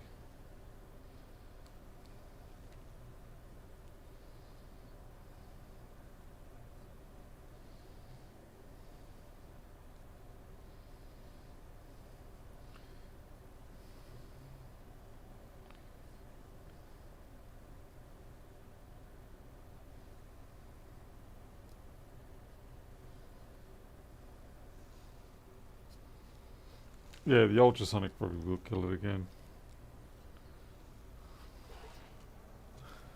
Happens enough. Yeah, for some reason lately I've been getting a few machines where you'll select the boot device and then instantly it'll go bong and reset itself again. I'm not sure what's causing it. I don't know whether maybe it's my USB tester. Jose Fixing Things produces them. There's a link on my tools page to his page. Otherwise, you can just simply use a genuine Apple MagSafe cable and just plug it straight into your power supply at 18 volts or whatever you like. Okay, sensors must be okay because the RPM's only like 1200, so that's good. Wi-Fi is detected, sounds detected. Trackpad works. Okay, Pionov. Yeah, good to know because it's only really been happening the last couple of weeks or so. It just sort of unnerves me because I kind of wonder, is it a fault that I'm missing? Okay, FaceTime works.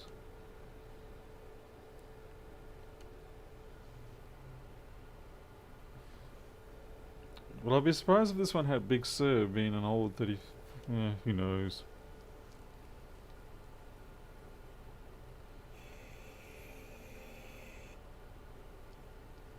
Lars, I think the bigger problem with trying to do 4K on a microscope is that the optics don't really support it so well. You'll probably get up to about 1440p before you find that you can't really push it much further. The actual aperture involved with the microscope and all that just simply won't let you get that resolution resolving capability to get all the way up to 4K. You can try, but I have a feeling it may run out of resolving capability. Alright, so this seems to run. No point testing the keyboard because it's not the keyboard of interest. Let's see, is it charging? It's charging 3 amps. You can see that on the screen. So yeah, this is fixed. At least until it goes through the ultrasonic, and when it goes through the ultrasonic it'll probably fail. Alright, so we at this point have made parity with my expense, like the $90 plus petrol money to go pick these up. So if I get anything out of the others, it'll be a bonus. Let's see, it's only 11 PM, so maybe I'll try one of the 4924s.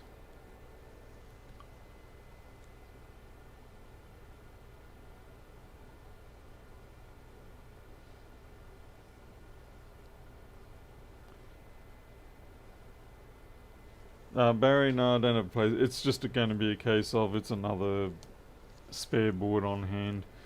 At least this one's nice in that it's 8 gigs and it's a 1.7 gig CPU on it. So it's a pretty decent replacement. I could probably replace some of the 165s with this and the people would still be happy.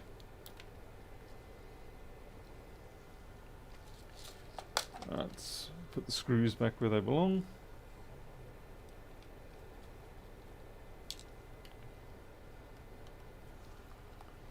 Hey, my wife's here. Lulu is preening Loki. Oh my goodness.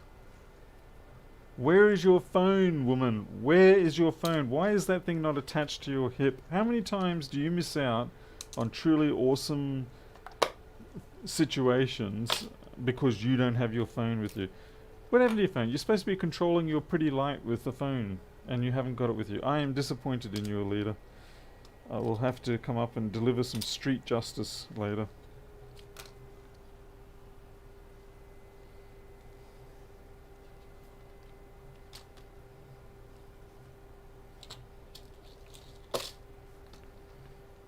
Unbelievable. I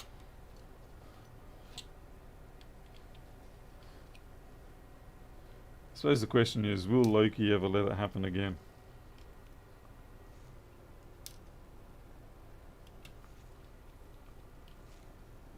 Yeah, she's not going to be able to get any footage out of the laptop camera.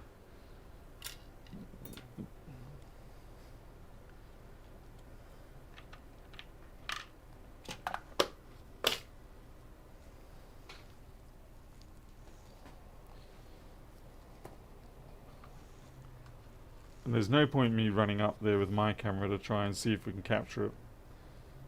Because as soon as I walk in the door, one of them will take the opportunity to ruin everything.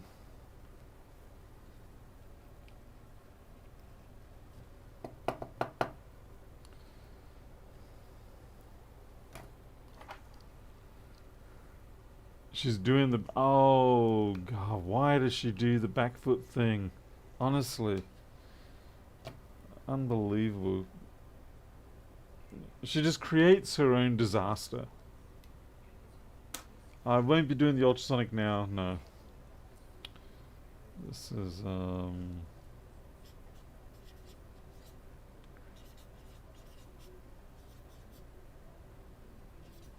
just realised it's actually May 1st, but oh well. That will still be okay.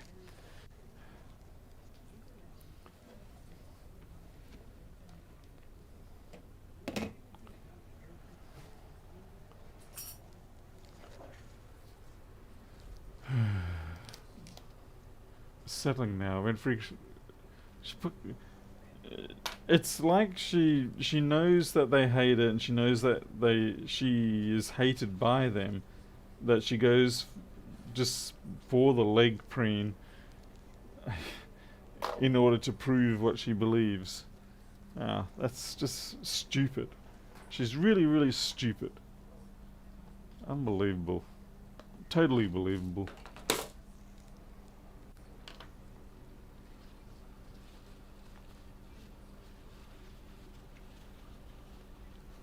Uh, WMA asks, it's a silicon cooking mat, but yeah, just over time they go that color. Sometimes because stuff, aside from being burnt, but also sometimes flux gets in there and it just sort of like carbonizes or whatever. I don't know.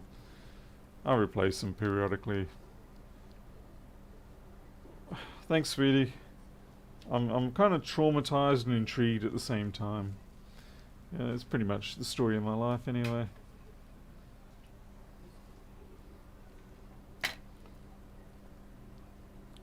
Okay, which one of these was I going to work on?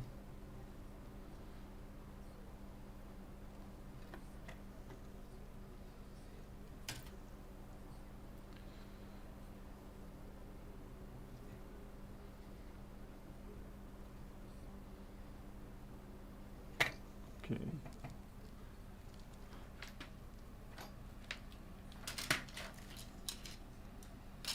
Come on, man. I've got the MagSafe cable for that sucker around here somewhere.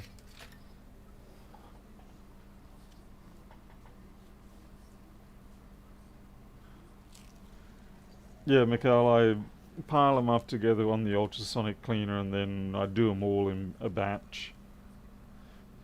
Oh boy.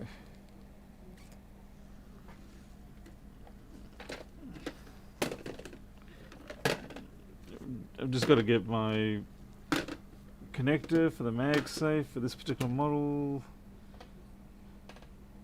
Where did I put them? The reason why I don't have them freely at hand at this point is because typically you end up using the one that comes with the device being serviced. But when it's just a donor board on its own, well, you don't usually have the MagSafe with it. Ooh, is that a 1722? Come on, come out here, 1722. Don't be shy, don't be shy. Right, finding those finally. Not what I need right now, but I'll need it later.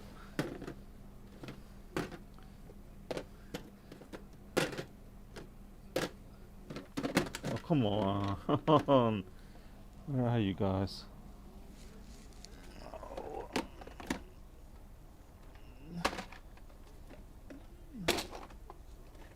Typical. Last box.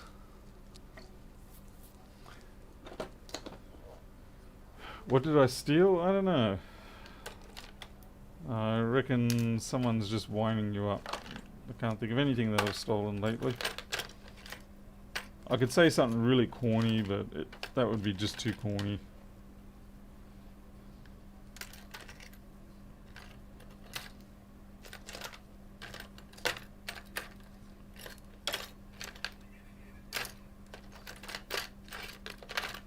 Are you kidding me? Not in here? What kind of sad joke is this? You call this a workshop?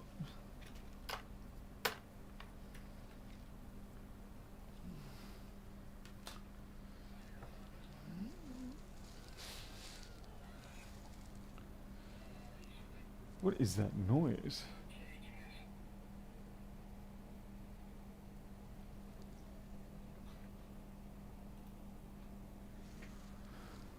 Leader, if you are watching, there's strange noises out the front. Might be just bats fighting, but I can't be sure.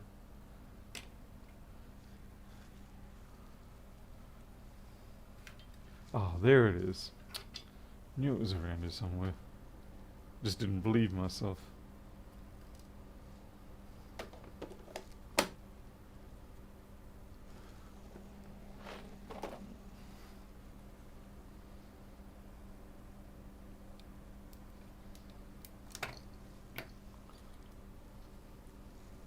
No, definitely not the silicone cooking mat. Elita actually stole one of mine. I bought them, she stole them. Alright, here we go. So this is one of the 4924s. And... rightio.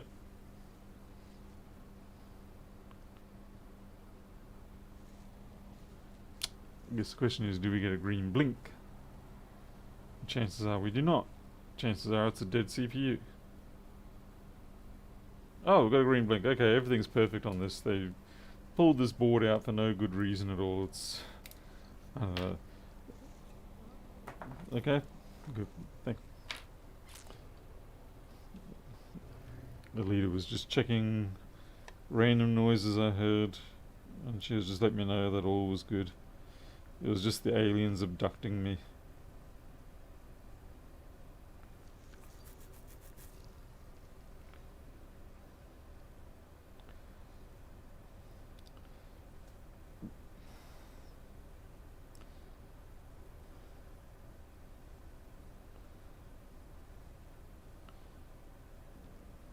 Alright, so the board apparently works, but it's not to say we don't have a fault, like maybe Wi-Fi doesn't work, maybe maybe the disk drive doesn't work, maybe the backlight doesn't work.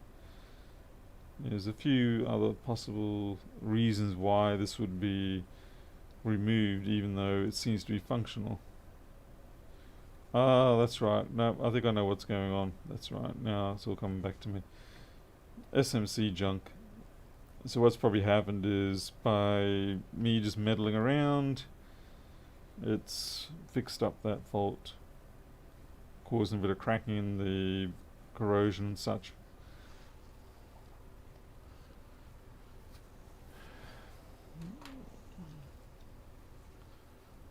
Yes, checking random noises is indeed how all bad horror movies start.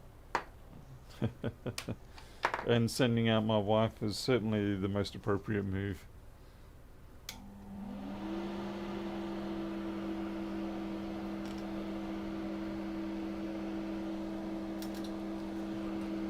I mean, think about it. If I went out there, I'd have to stop the stream.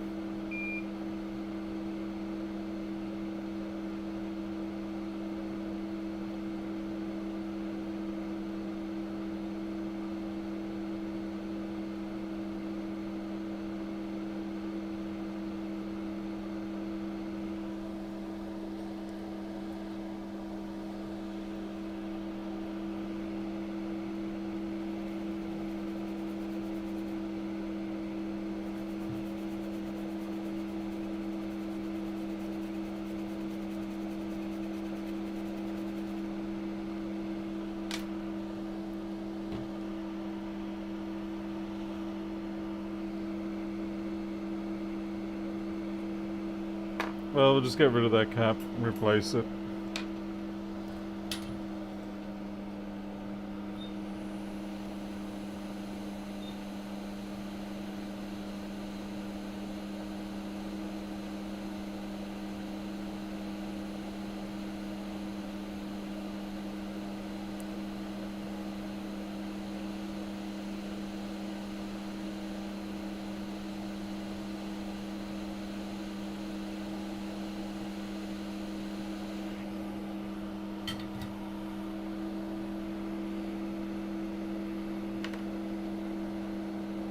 Lewis would not be able to continue on for my work. I mean, he's got Erica to look after.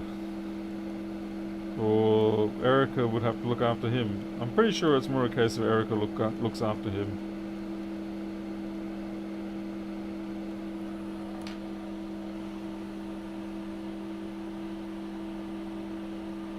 Am I hungry? Yes, I am.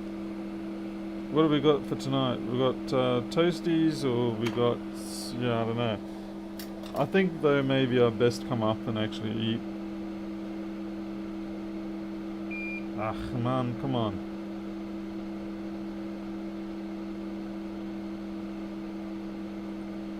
Good, excellent.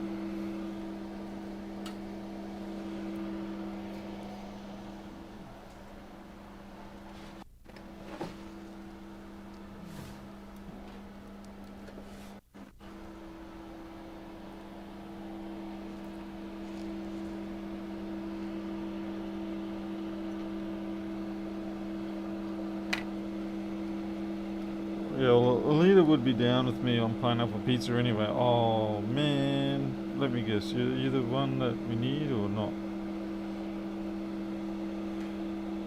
We need the third one. And the third one is there. To be fair, this is not the same board. This is the 3476 or something like that. That's okay. These caps are all the same in this region. And if they're not, it really doesn't matter.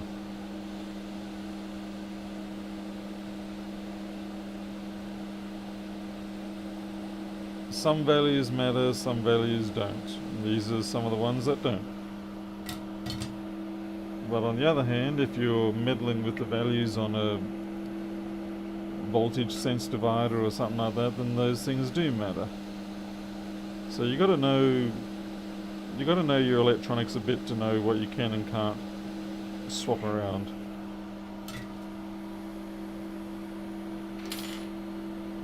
Biltong, that would be luck, bro.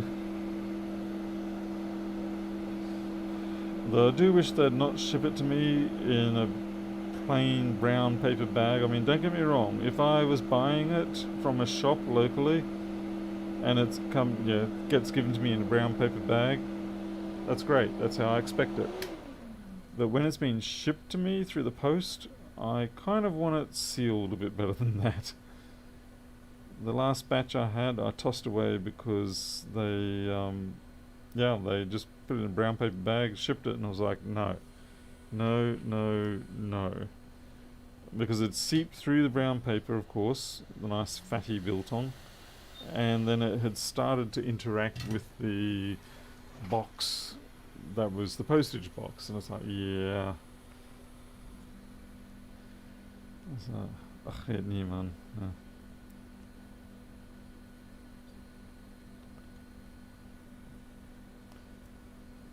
I mean, I know that's me being a little bit paranoid, but I'm not gonna eat some biltong that's been exposed to goodness knows what contaminants on the cardboard box. And it's a shame because it really did actually look like very good biltong. And I know why they put it in the paper bag, because you don't want it to sweat. You don't want your biltong being all sealed up in a nasty plastic bag for 5 days, shipping across the country, sweating out and getting all soggy. But there's got to be a better way to do it. I guess for a lot of people they'll be saying make your own. And it's like, yeah, fair enough. Shame we don't get any bockies here. I do prefer bockie biltong rather than beef, but yeah, beef's still good. But springbok is just that bit nicer.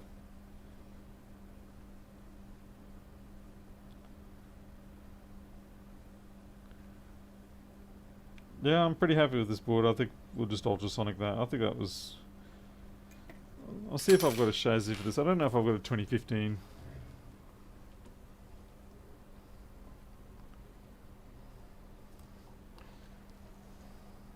Hey, I was going to say, the camera should switch back. Yeah, I'll just go see if I've got a 2015.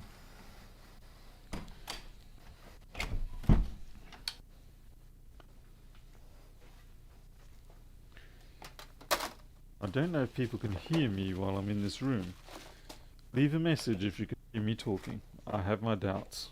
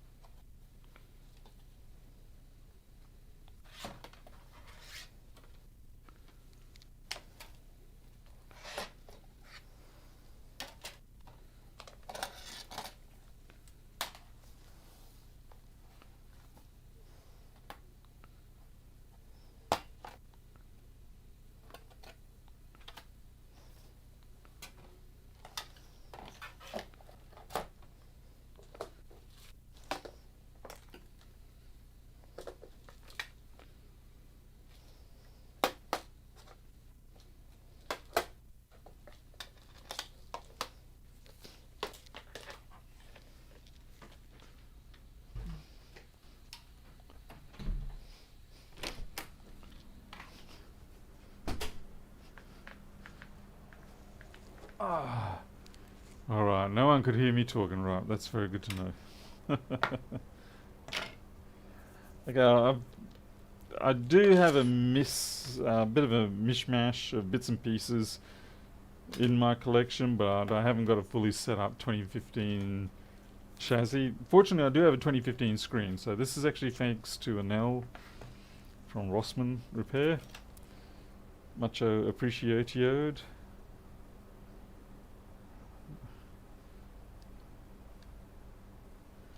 If nothing else, this will just at least give us an idea. Okay.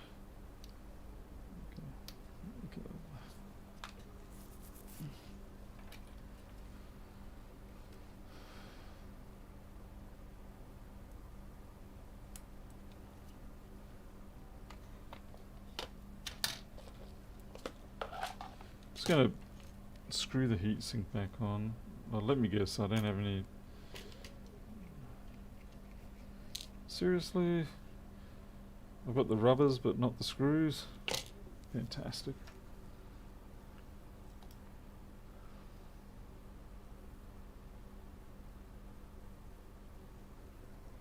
Oh, what's this? Ken Mason's having a rage somewhere. What's up, Ken?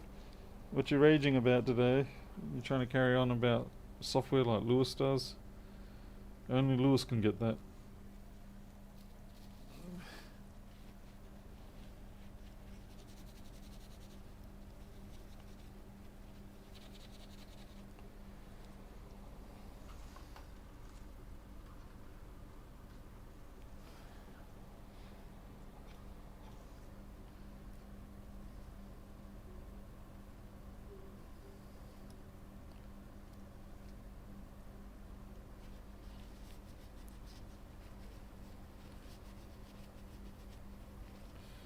My software is actually very user friendly.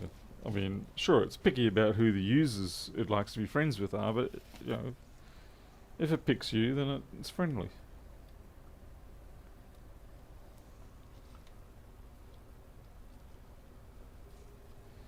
I think Ken's stirring trouble by the looks of it. How could you, Ken? You gave me feelings in the heart. Nope, it's the wrong screw.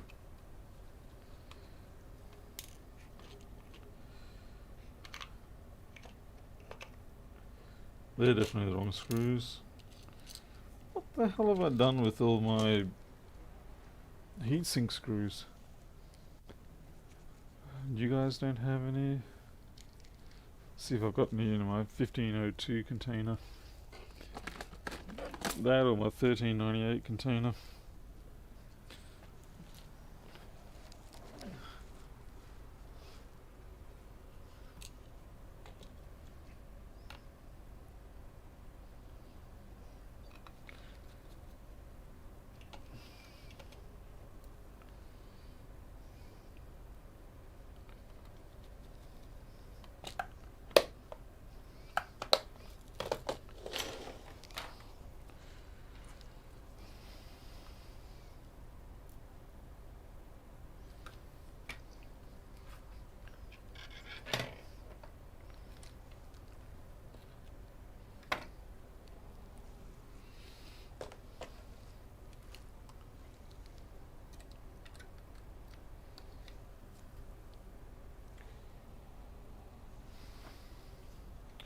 Alright, so here we go with this.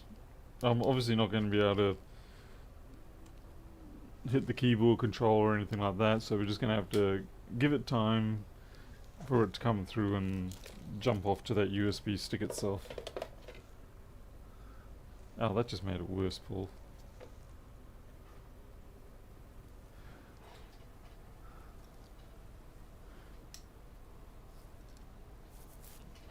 What's this? Your PC was putting the second hard drive to sleep where you kept your schematics. That's really weird. Because it should only read it once and that's it. Jim, let's see. I'll have a look at that stuff. I'll have a look at it in more detail later.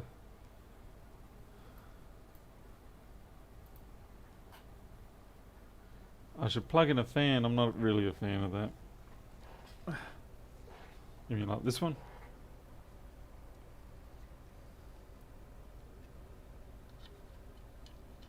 Let's see, how badly can I mess things up? Besides, this is a 4924. These things don't spin the fan for at least 3 or 4 years.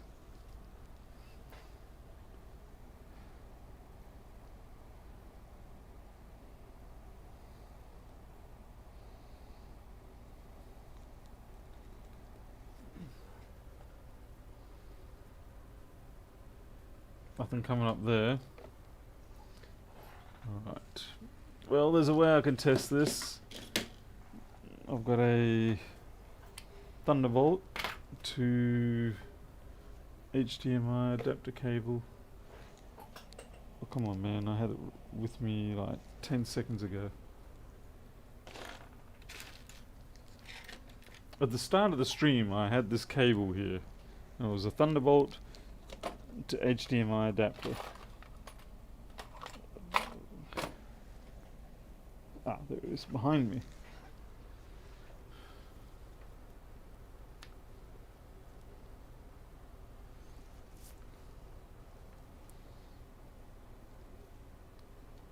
That fan's surely got to fire off soon. Because it's getting seriously hot.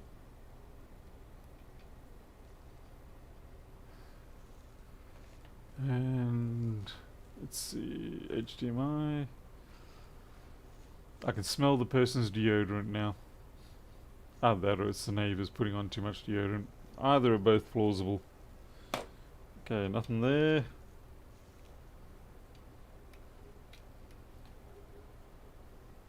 Try this again.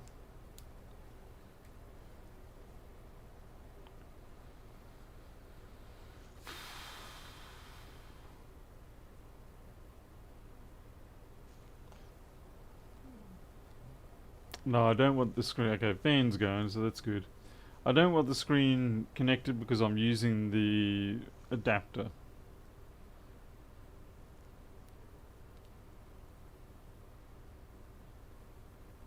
I'm getting no signal.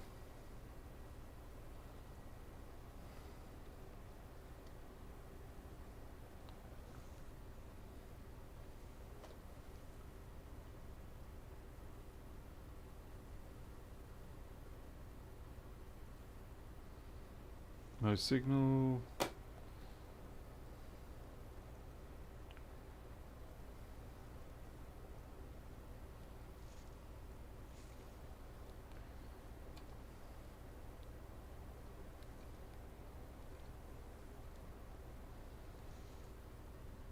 Nothing.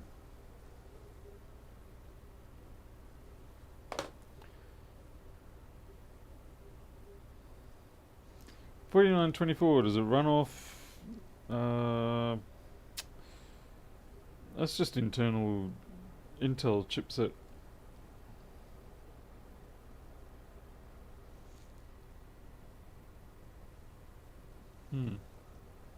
Weird. If I take this out, then it should at least give us a blinking folder, if nothing else.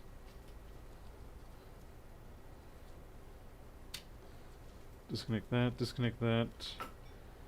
Put this back in so we can watch the dance of the LED.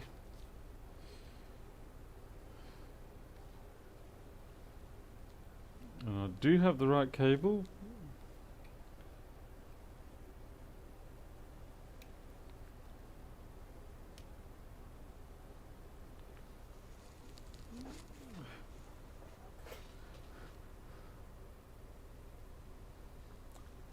Yeah, there is the HDMI on the daughter board, but I was sort of like, it should work through the Thunderbolt port as well.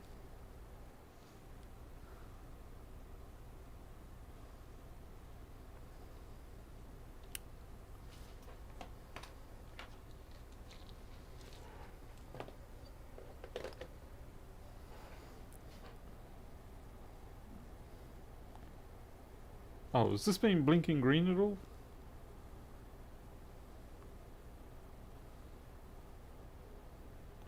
I don't think so.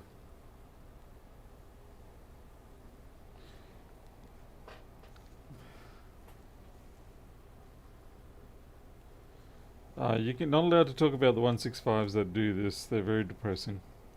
Okay, this has not been blinking green, has it? It's just been nothing. That's why we're not getting anything.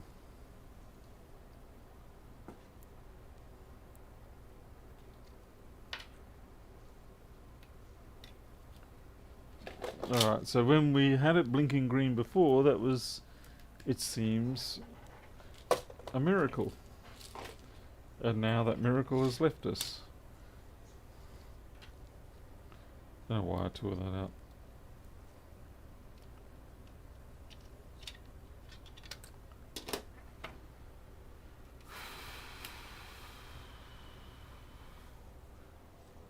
And by the way, this is the new Chipmunk.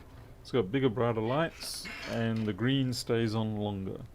Whereas before it would just flash in an instant, be gone. Now there's a bit more of a stay on type behavior. I mean, yeah, that's damage there, but that's not going to be causing our grief.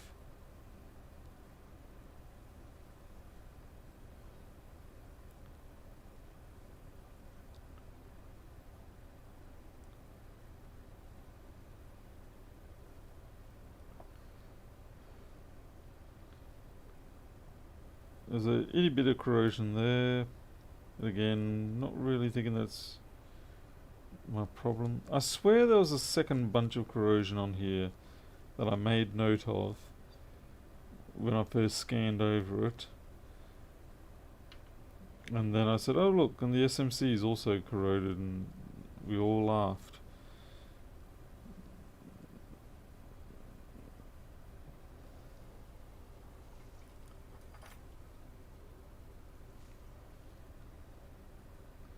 By the way, we don't call that jerky. That's biltong.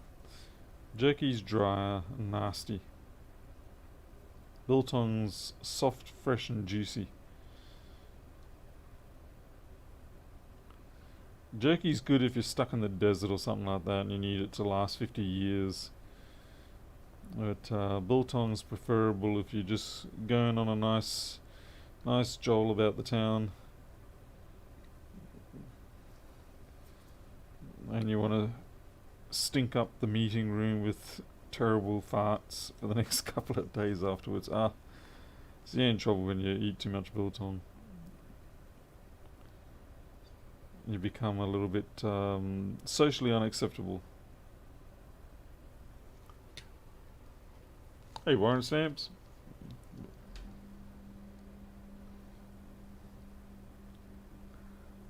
I'm telling you, I swear there was a second bit of corrosion. It wasn't just that. There was something else that I was looking at.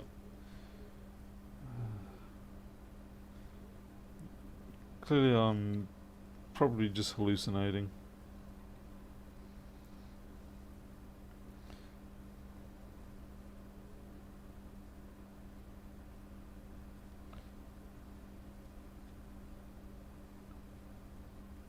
Chances are it could be one of these ones where you just simply ultrasonic the board and it goes well.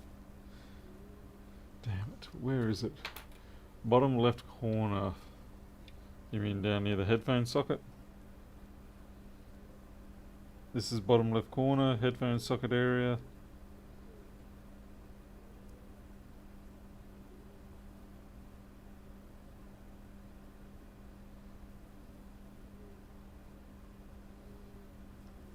There's a bit of random trash there.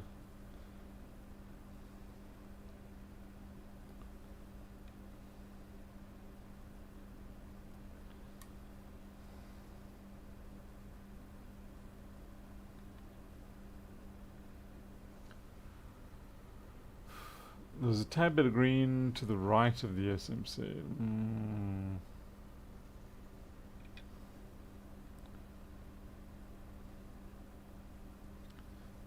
There's that piece of fluff that's just probably, what do you call it, Loctite.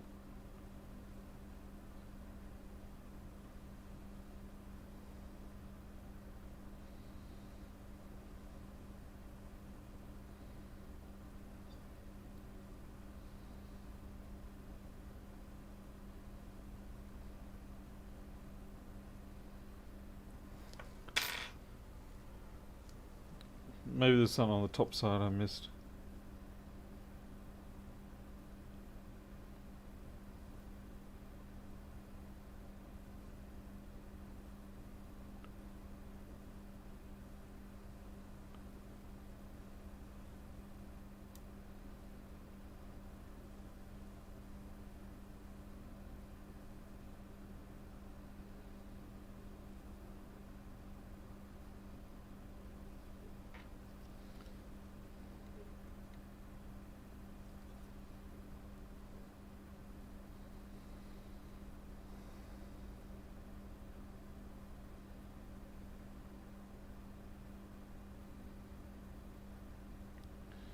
Funny how the top side seems extremely sparse compared to the bottom side. Yeah, it seems like a smaller board when looking over it on the top. But you know, technically it's not. It just feels that way. Under the heatsink? No, I didn't see anything. There's really not that much under the heatsink anyway. I mean, there's this smidge here. Nope, that was just a piece of random fluff.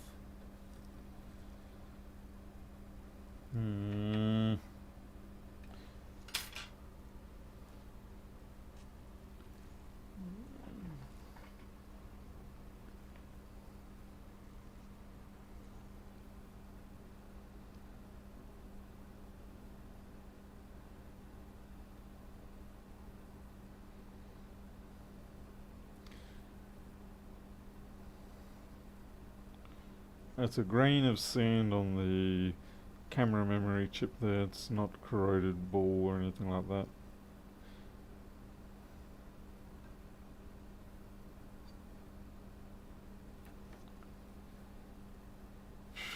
I might have to just halt for the night.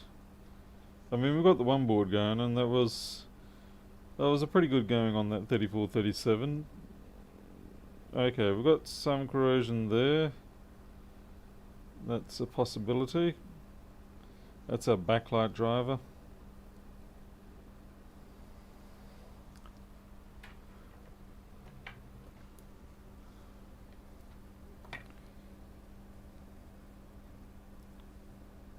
There's corrosion just under there. Not that that should stop the CPU though. It'll stop the screen, but not the CPU. Oh.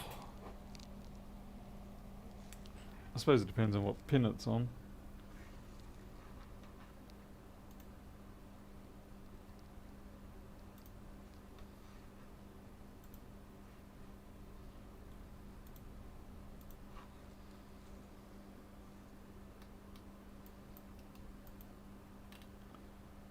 Backlight enable, backlight clock, backlight, data clock.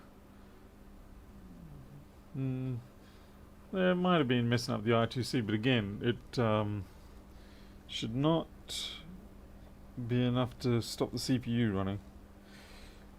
But we'll change it anyway, since it does need to be done.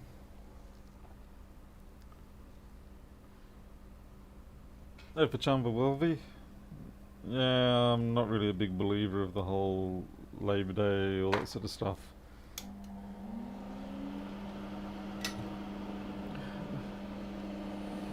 These days, everybody just takes it as another holiday and no one really cares. Yeah, everybody's lazy about it. Lazy, lazy, lazy everywhere.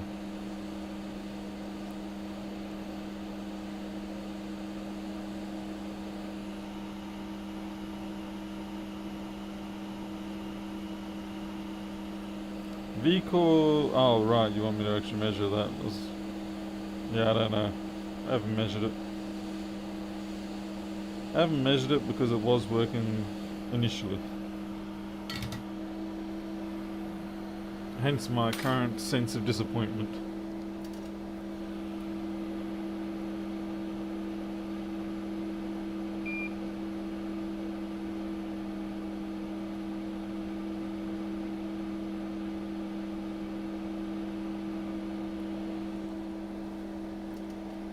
Yeah, I'm not worried about that bridge chip that you can see, because that bridge chip is actually bridged on the board itself. It's the PCB itself is joining those two pins.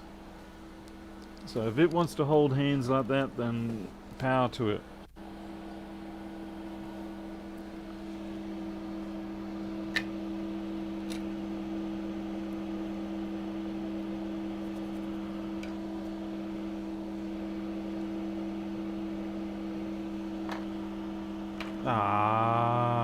Microscope.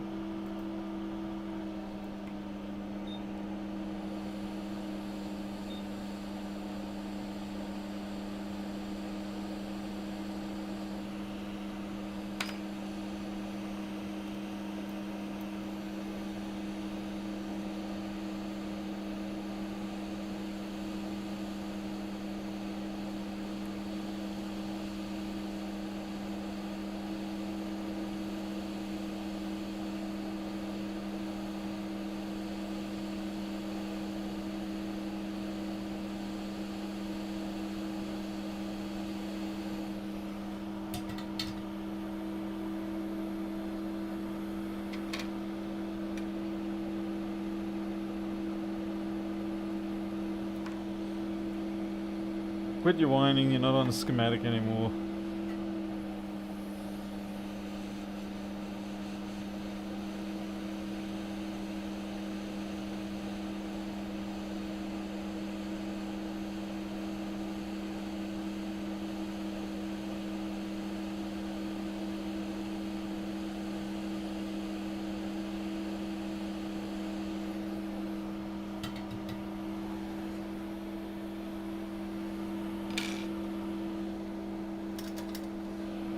Yeah, I'll get there one day, Jimbo. I've already done more than most when I've put the automatic switcher for the microscope itself. Yeah, so when I swing it in and swing it out, it does the change between the overhead versus the microscope. I'll get around to more sensors lately. I did have them planned, but I didn't get around to implementing them fully. All in good time.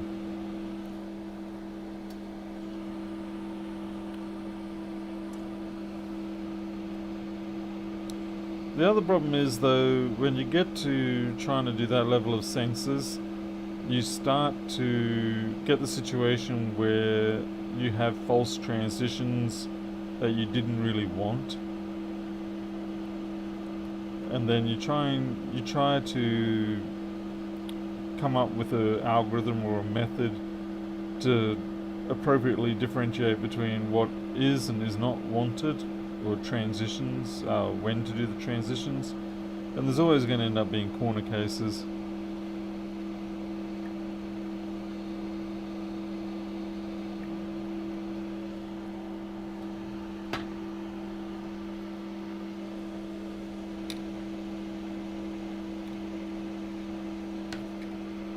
Reaver uses open board view because they're too cheap to buy flex board view. Cause a war saying things like that. Okay, let's see if this at least blinks.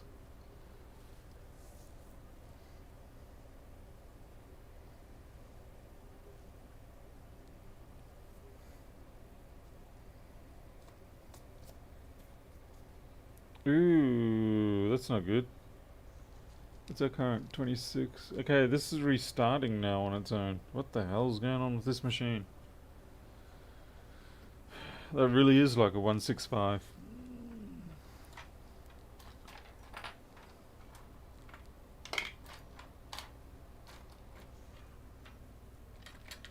I'll probably find out Rewa has actually already purchased a license of Flexboard View and I didn't even know it.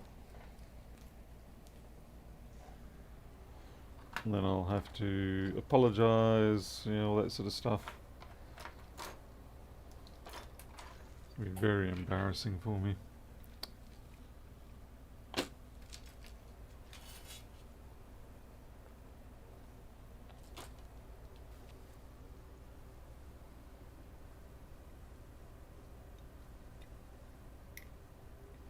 I don't know why I'm even bothering taking these shields off, because quite frankly I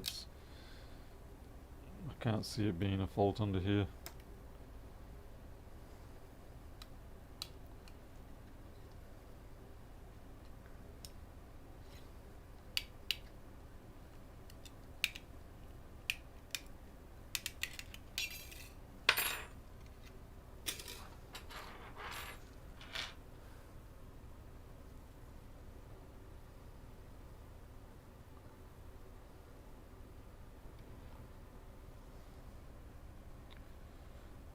At this point, no, I don't sell any of the boards that I repair. I keep them as my own stock. And occasionally I trade them between fellow repair people. Yeah, sometimes I need a board for donors or something like that, and if they're not really interested in money, then it's not uncommon to just sort of go, well, do you need a board of some sort? And yeah, it's just sort of a bit of a trading chest, I guess.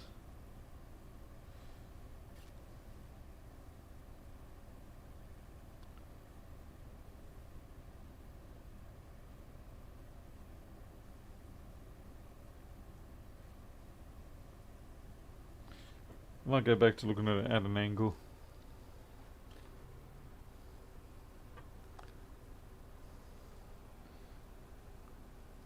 Yeah, I tend to agree. I don't think I've very often ever encountered a fault under a shield like that. They do their job quite well.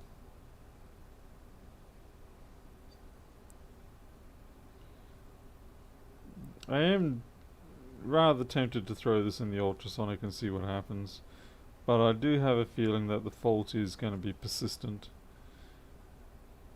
It could be junk under the SMC for all I know.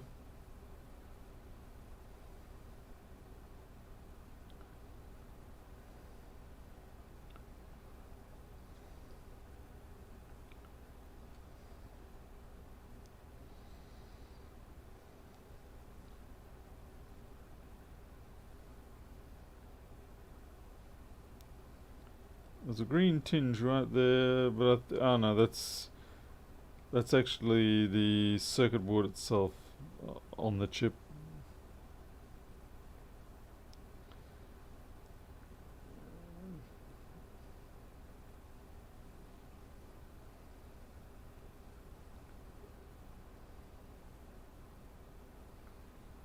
I think I might have to call it for the night, get some sleep, and tackle it tomorrow if I get around to it. I really should deal with the other jobs that do have legitimate paying customers who are waiting, and I'm kind of avoiding simply because of the fact that I can't come up. I feel like I've gone over many of the boards so many times that I basically either become fault blind or it's just a fault that I can't fix.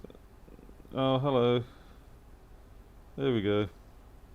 What's the bet that's something? Yeah, that's CPU related, that one. That sucker there. The SEC chip. Oh wow, that was blind. Well, it took my eyes away. Oh man, I'm gonna have to double blink here. Yeah, there's corrosion there.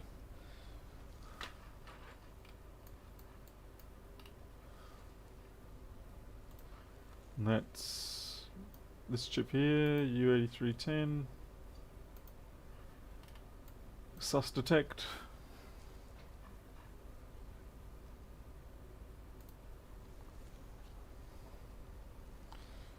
I'm going to replace this because I can replace it, and I can replace it now before I go to sleep, and at least then it'll be out of my head.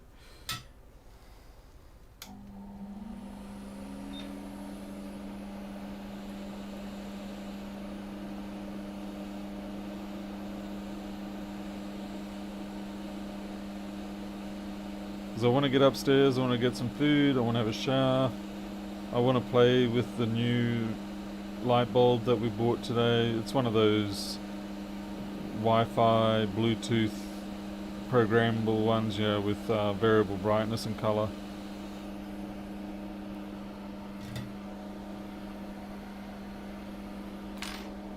Sort of things, you know, you make a smart house, so to speak, out of. Well, that's a little bit too much solder.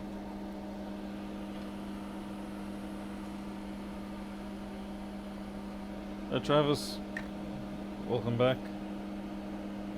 Oh man, you're all mashed up.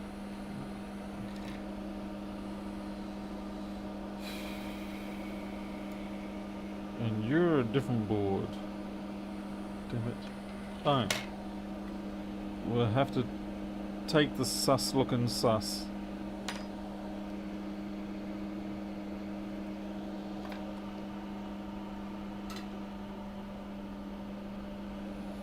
Well, even though the pads aren't corroded, the corrosion was bridging across two of the legs there, so it's enough to, particularly if it's a high impedance input line, it can be enough to sort of influence it. And don't forget, the flux itself would have worked on the corrosion a bit as well. Anyway, I'm swapping it regardless because I don't want corrosion on those input edges. It could be like the SMC the other day, whereas the corrosion's not on the pads, but it is on the edge of the chip, and subsequently the fine wires that protrude, they're not protected against ingress, are on the edge of those chips. and it can be very easy for the corrosion to wick its way in internally into the chip without even going anywhere near the pads.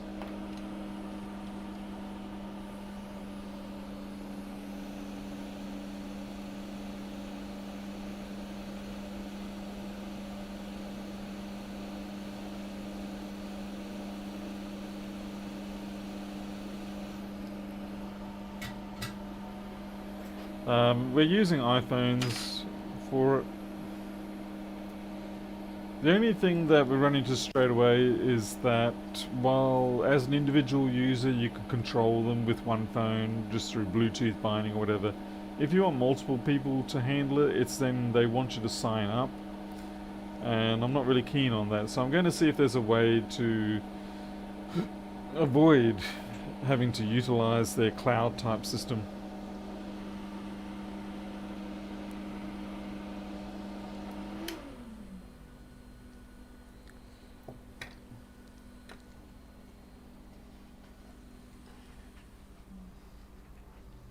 Anyway, we've only got the one light bulb and it's doing a good job now, so if we've got to change brands or maybe to something that's more compatible or open or whatever, we can always do that later.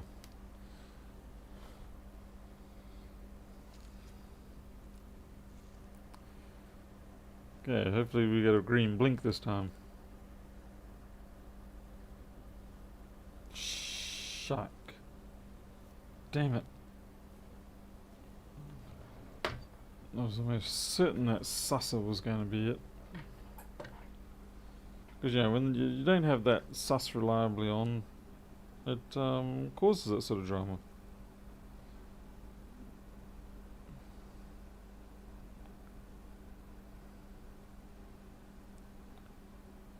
How annoying. So that's 2 chips now that have had edge corrosion that we replaced, and we still don't have a win. Man. Talk about lousy return on investment.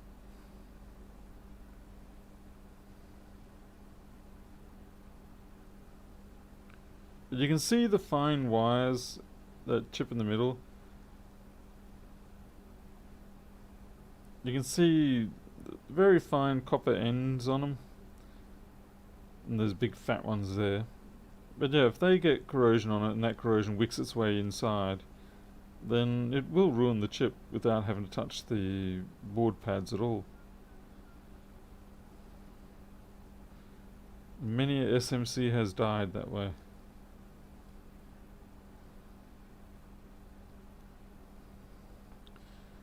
So, do we say we call it tonight?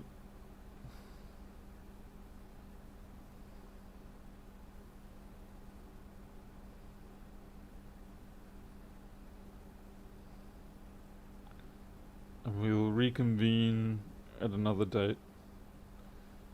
Yep, I think we call it. Reconvene later. Alright. Okay, folks. Thank you very much for persisting with me. We got 1 board out of the lot so far. Maybe if we're lucky we might get 2, but yeah, it's looking a bit sus. But yeah, worst case scenario, I still got these boards cheaper than the rate that you pay out of AliExpress for a donor board. And the best thing about these, if they do become donor boards, is that I've got the RAM chips, I've got a CPU, I've got the SMC, everything's on there. Nothing is actually brutally damaged like what you get on these ones. Where they just sort of like cut the board, slice everything off. You always end up with damaged parts, and often it's the part that you want that gets damaged.